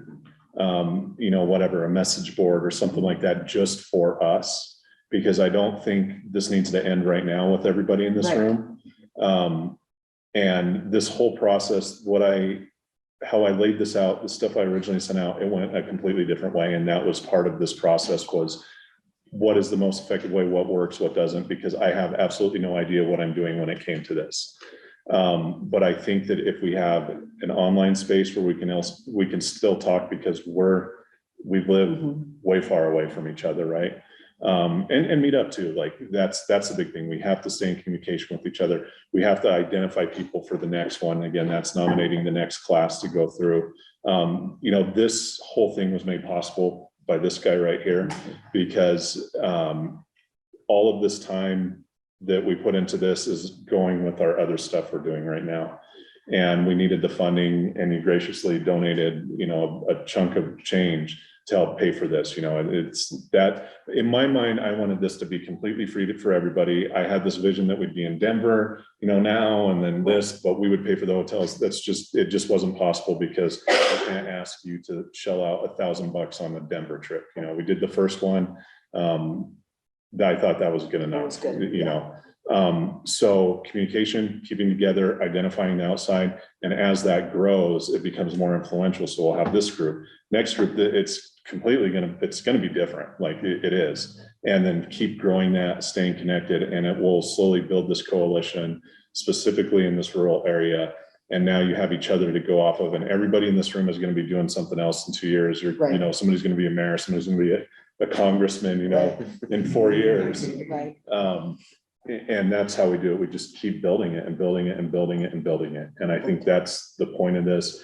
But on the other side, everybody that's gone through this, you have the responsibility to participate now. You have a better understanding how this works as far as legislation, the legislature, the government. It is your duty and responsibility that you have to be a participant in this experiment called democracy that we have. Right. And to say on a local level, all the way up to the federal level.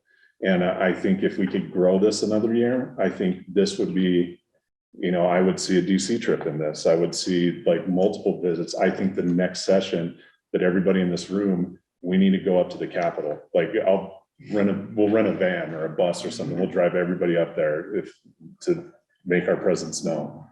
And that's how we go forward. Tony doesn't like asking for any money. And neither do I, and so forth. I think that's another big part of this. We do need funding. Yeah, and that goes to kind of like, you know, your partners. Like, you know, and I'm just, because I work with like grassroots, and people always think like, oh, well, we're gonna create this organization, it's gonna be a membership fee basis, and it just never gets anywhere. I mean, for even a decade longer. It's really, really difficult to ask for money for yourself. You missed the money speech earlier. I missed the money speech. Yeah. You just ask and shut up. No, that's right. You ask and shut up, but that's the hardest. I think that's the hardest thing. Because you have to take time off to do that. But if you're asking for somebody else, you'd ask all day long for whoever you nominate to do it, right? I mean, that's part of it too. So staying really engaged. Brian's right. You guys have responsibility now to sort of pay it forward. I changed my mind. I don't want to be in this class.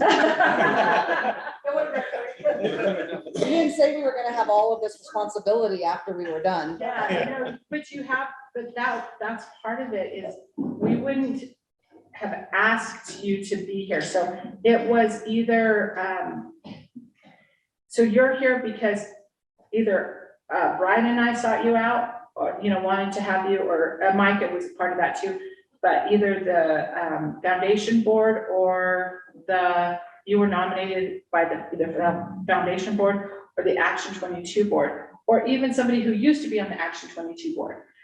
So it's not, it should be a huge compliment because it is. But let me ask you guys, what was the thing that you were like, what was your, like, holy crap, this was really great. Like, this is, now I know how to do this, or this is something I hadn't seen before, or whatever. Because for me, being able to talk out some of the stuff I'm working out on with all of you is tremendously helpful. So that briefing for me, that was really important. The thing I am most excited about is the bills. Having this group be a bill farm, because what we're facing is the bills that the state legislature is submitting right now. The vast majority of those, and I'm not kidding, are not only, they're not coming from the area that they're serving or their constituency. They're coming from outside, but of the majority of them are coming from special interest organizations outside of the state of Colorado. Because when we look at what bills get submitted, and even when we ask the legislators, they're like, oh, well, who did you talk to locally about this? Or where'd you get the idea for this bill or whatever? And then they go, So having this group be able to submit, and get those bills as part of that 5, that is huge. And that's what the people that, like our colleagues, are most excited about with this too. So what is it with you guys? Yes. I thought that going to the Capitol was good for me, because then, like, you saw everything, you saw the tables that they had, all the different speakers. And then we went and toured the Capitol and kind of showed how that worked. And then we got in here and learned all the processes and how it went. So then now visually in your mind, you can picture how everything flows. So going to the Capitol and being when we did voices, you think that was the right thing to do? Go first and then come back, okay? Because then you can relate everything to what you saw. Because if you've never been there before, you know, you're like, oh, okay, whatever. But then as we learn, we're like, oh, well, that's what this place did. And that makes everything, puts everything back together as to why we are learning what we're learning.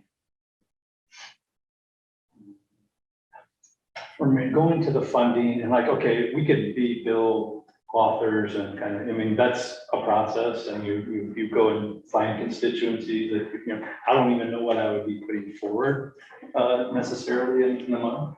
I have general issues and, you know, relations that I'd like to foster into Action 22. But that's part of the process for me, is thinking through like, okay, I mean, I'm not against outside constituencies partnering and contributing, because they may bring money into an idea of mutual interest, you know, for Action 22. You know, I'm excited about Mayor Johnston's candidacy, because he was able to kind of coalesce, help people outside of Denver and shake things up to some degree. Yeah. But I think you're in the driver's seat to manage those local relationships as Action 22 members and board members and whatever. So all, from my perspective, it's like, it's hard for me to consider how, you know, I can, like, it's not a generalist to ask for money just in general, right? I mean, like you said, call somebody up and, you know, who is Jason Nagy, and just put this into the program is very different. I think strategically of like, what is that special interest partner that I could convince on a bigger level? You know, that's how I think through every organization I work with, because they do, like, it's like you can get them nickels and dimes, or you can spend a little extra time to contribute up to a higher amount. Right. Contribution, but then that goes to the concerns over, you know, having to serve that interest. And I'm just trying to find where that fits. I have an idea. Yes. I'm not afraid to ask for money. I know I couldn't speak in front of everyone, but I'm not afraid to ask for money. So I think maybe what we could do is, like, the ones that aren't afraid, then we can be the leaders. And then if some people aren't comfortable with it, because I know there's some people that they're not comfortable and they won't, but they can observe and see how we go for that ask. And if you give us a list, a call list that we would call to ask for the money, I'll ask you whatever you want me to ask. So I'm wondering though, with that being said, your town, my town, Trinidad, Wilsonburg, whatever, are there local people that would contribute? Because we're all from different backgrounds and we're all from different, surely there's people in our communities that want to see bigger, better leaders coming forward. But who is that? What makes sense? Do you understand what I'm saying? Like, who are we gonna ask locally? I get at the bigger level. You can get voters registration lists. You could, you know, give some, just like they said, they have, it's all the connections. All the connections you have, a voters registration list. And then just go from there, and every dollar counts. So it doesn't matter if it's a small amount or large amount, it'll all add up. So I appreciate the thoughts on the raising the money, but that's just one component of that leadership. What we want to see is, so there were we were trying to develop leadership with you. Somebody's trying to get hold of me. we're trying to develop leadership with you. Who do you see as you can help develop leadership with them? And I think that's the big thing. We didn't know what we knew until we got here. Now, how do we disseminate the information that we've learned to other people, and maybe that's social media platforms, I don't know, but I would agree with, people want to bitch and complain about the rules and stuff that's going on in the House and in the Senate. But little do they know, they want to blame the people that are in that. But as we've learned, they're not making them. They're just voting on them, and they're getting the information that we or agencies or whatever is giving them.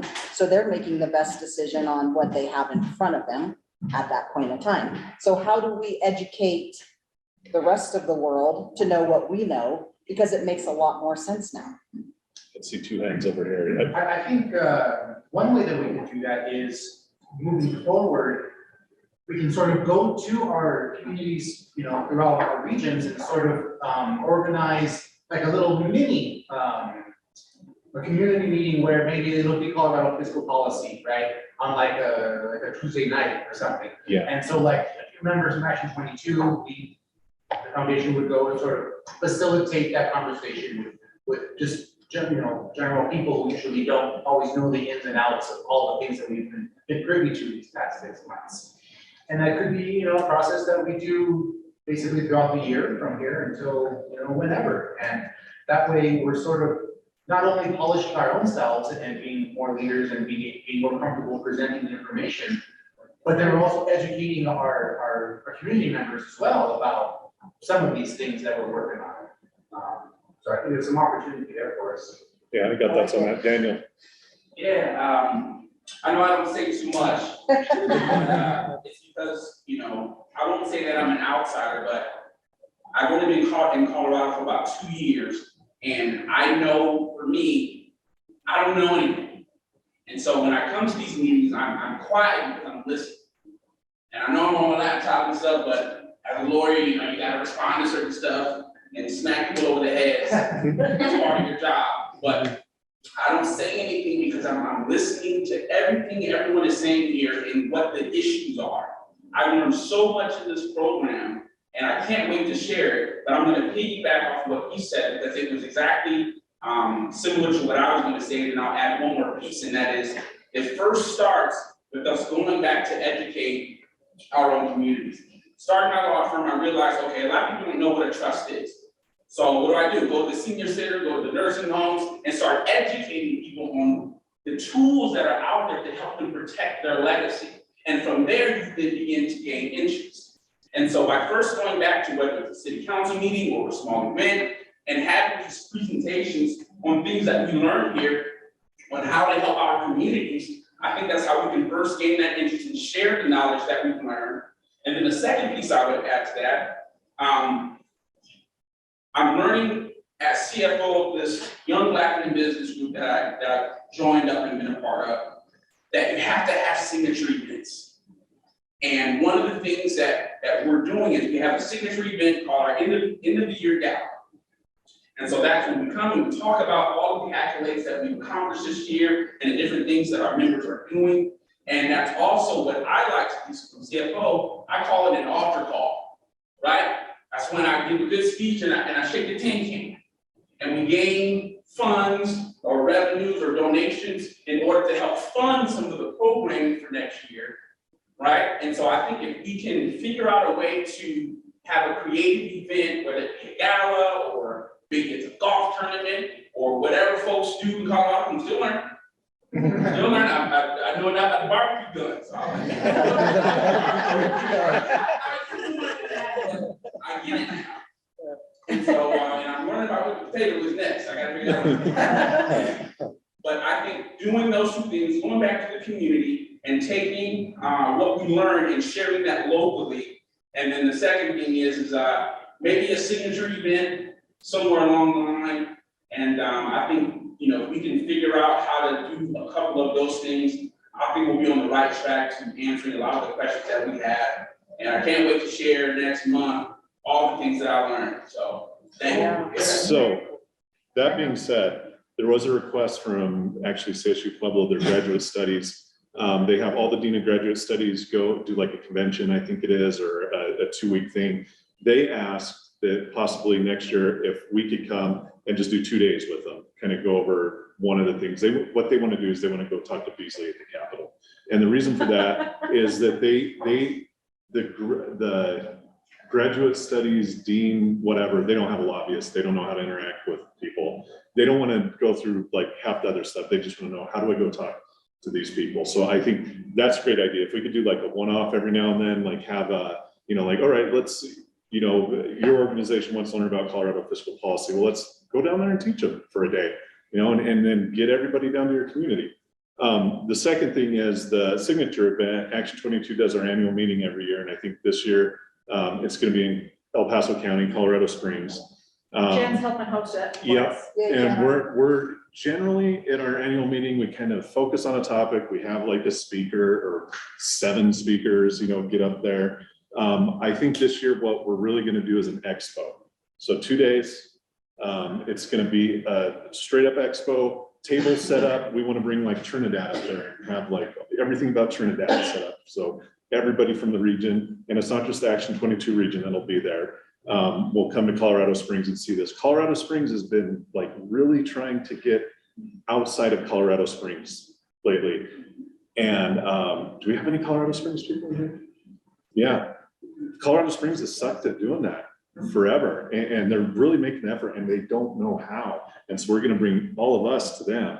But that would be our signature event, and part of that annual meeting, this is going to be a big part of it. I think we'll get 300 people there. 400 people will show up to this, and they'll see everything that everybody's doing and working on. And what day is that? October?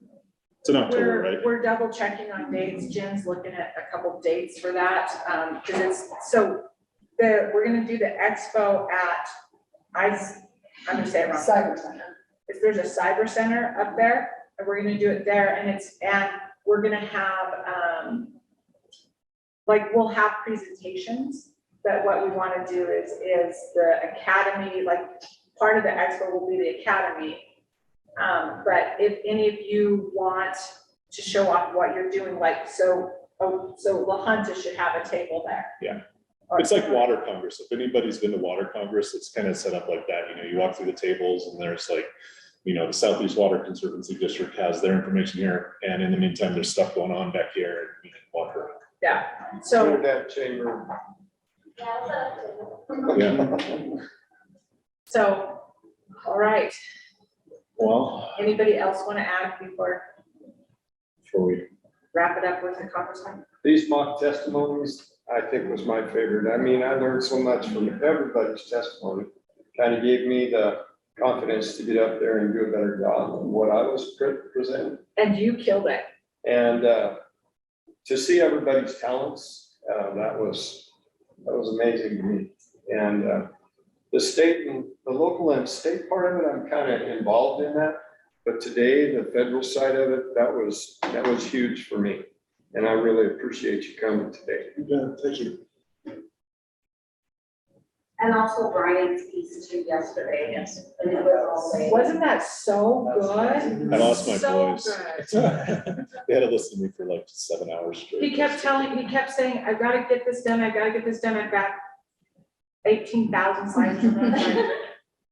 Brian has slides. There was a couple And you times. read every one I of kept them. calling him, it was more of a mental health check because he hates PowerPoint. So I kept calling him and he's like, I'm gonna be up till 2 a.m. And I was like, gee, what can we do? Nothing, leave me alone. I took the district director fly-in stuff that we worked on, me and a couple of the other ones to put how the offices work. And I had like 1,000 slides from that site. So I whittled it down to like 70. Every single staffer should go through that. Yeah, and they do to a point, but maybe not so much now, unfortunately. Yeah. And I want to thank everybody that did, especially Brian and Sarah and Micah for all the work you did, but each and every one of us, sounding boards, talking to each other, being those supportive, when we were doing our mock testimonies and trying to figure out bills and doing those kind of things, having all these different the different energy and the different ways people think all in the same room, talking it out was, I think, the best part of being here. Having everybody be a part of it. No, it was tremendously helpful for us. So wonderful. Thank everyone for facilitating each other, of course, Brian and Sarah, and of course, thank you to the former congressman for Yes. kind of helping make this all possible. And I'm gonna send him all of our bill ideas too, bounce them off of you, see what you think of it too. I would show them to you now, but then we'll be here for another 20 hours. And I know you need to. That was a really big deal, and I didn't, everything about this has far exceeded my expectations on it. From the number of people that participated, first time out, to the bills. And we went through how to do that, and they came up with bill titles and start summaries. There's some really innovative thinking things. The other thing that was really great is, like Tony had it, he's like, this needs to happen. We're like, oh, I kind of think that already has happened. And then he went back and he looked and he saw, but the thing that very much needed to happen had happened, but nobody knew about it. Kind of fell off the rail. Yeah. So, yeah, way outside expectations. All right. I kind of see this class as being, somewhat of a farm team for Action 22 as well. It's an ability to grow and be a bigger and stronger Action 22. I'm ready to be a member. Absolutely. And we sign up and do what I can to help out. So I think this is a good avenue for that as well. Me again. So here's what's so funny. The first time we met Lisa, because she's a councilwoman in La Junta, the first time we met her, she was Four Voices, and it was up there in Denver. And Rick's like, I gotta stick with her. And I'm like, Rick, I need you at this meeting. He's like, I can't do it. I gotta, because she was fearful. Then the first time we got her up to give mock testimony, she cried all the way through it. You're a completely different person now. But the first time I met you, I was like, oh Yeah, my. but this is like this, so I'm not. Yeah. I'm still scared for them. You're great. I was just gonna say that when County Commissioner Garrison was here, that was good for me as well, because I don't know the county side. So I felt like it was very informative, that pamphlet that he had and everything, how that. Well, and he was, so that's the other thing, we've been really blessed with amazing presenters. So when Commissioner Ortiz, and now he's the CFO for CSUP, he actually brought all of his consultants down from Denver to help deliver on what local government should look like. And we didn't have to do a thing, and he was way over, he went way beyond the mark on his presentation. And he knew at the time that he wasn't gonna be the county, he was gonna give up his county commissioner seat. And he didn't, but nobody knew, right? He was way in it. We've had Chad Forthman, we had the CFO from CU came into fiscal policy here. Who else do we? The president of the. Patty or Javik came and talked about, she was embroiled right at that moment with some pretty heavy intention at PCC. And she came in, she's very buttoned up. She's always dressed in the nines and everything. She came and I think at one point she even slipped her shoes off and was really very open with all of us about what she was going through and how you can overcome stuff like that. And that was amazing.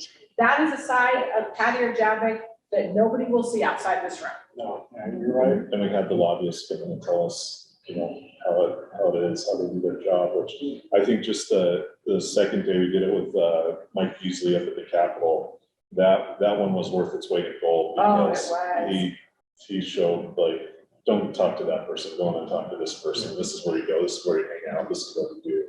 And that Beasley and Kevin Grantham. Yeah, and Kevin Grantham did too.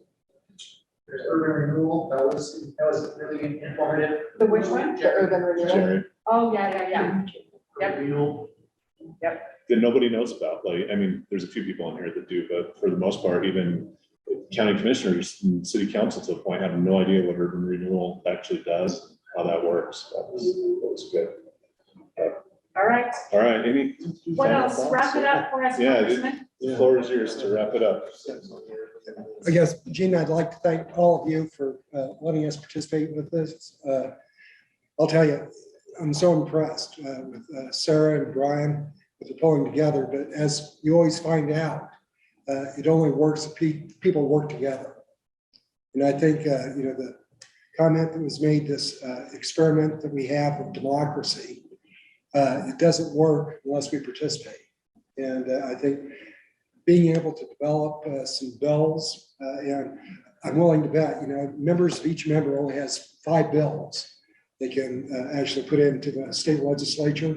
So getting those connects and be able to see that actually to become a bill, to become law, that is going to be some of the value that you'll see, I think, in this. The efforts really will become something, a reality for the people that are here. And I believe it will actually be really the start of new beginning. I think, with Action 22, I can't tell you how, always participated and grew up on the West Slope, but we had Club 20, it was over there. And I was mentioning this to Sarah, a little before lunch, and saying, I'd always thought, Club 20 was the model that you looked over there. And I think what we're seeing now is Action 22, coming to its tone here right now, and just, I think, probably exceeding what we're seeing out of Club 20 right now. But it shows that you can have an actual voice and affect our lives. And kind of my takeaway on this, it was interesting as we were visiting here, the rules and regulations that are out there that we never get to vote on. So as you're putting a bill together, I hope you're considering that, some kind of a model of the CRA out of DC, use that here in Denver, because our lives will all be impacted by what happens in Denver right now. And I think he can be a strong voice for the issues that we have, and really good to connect again with Nick here in particular. So still remember him going to high school over here, and really excited about his future that's coming for him as well. But thanking all for your participating with us, and for what you're doing for communities, because we're all in this boat together. And so where we can help, let us know. So thanks for being us. Thank you for coming.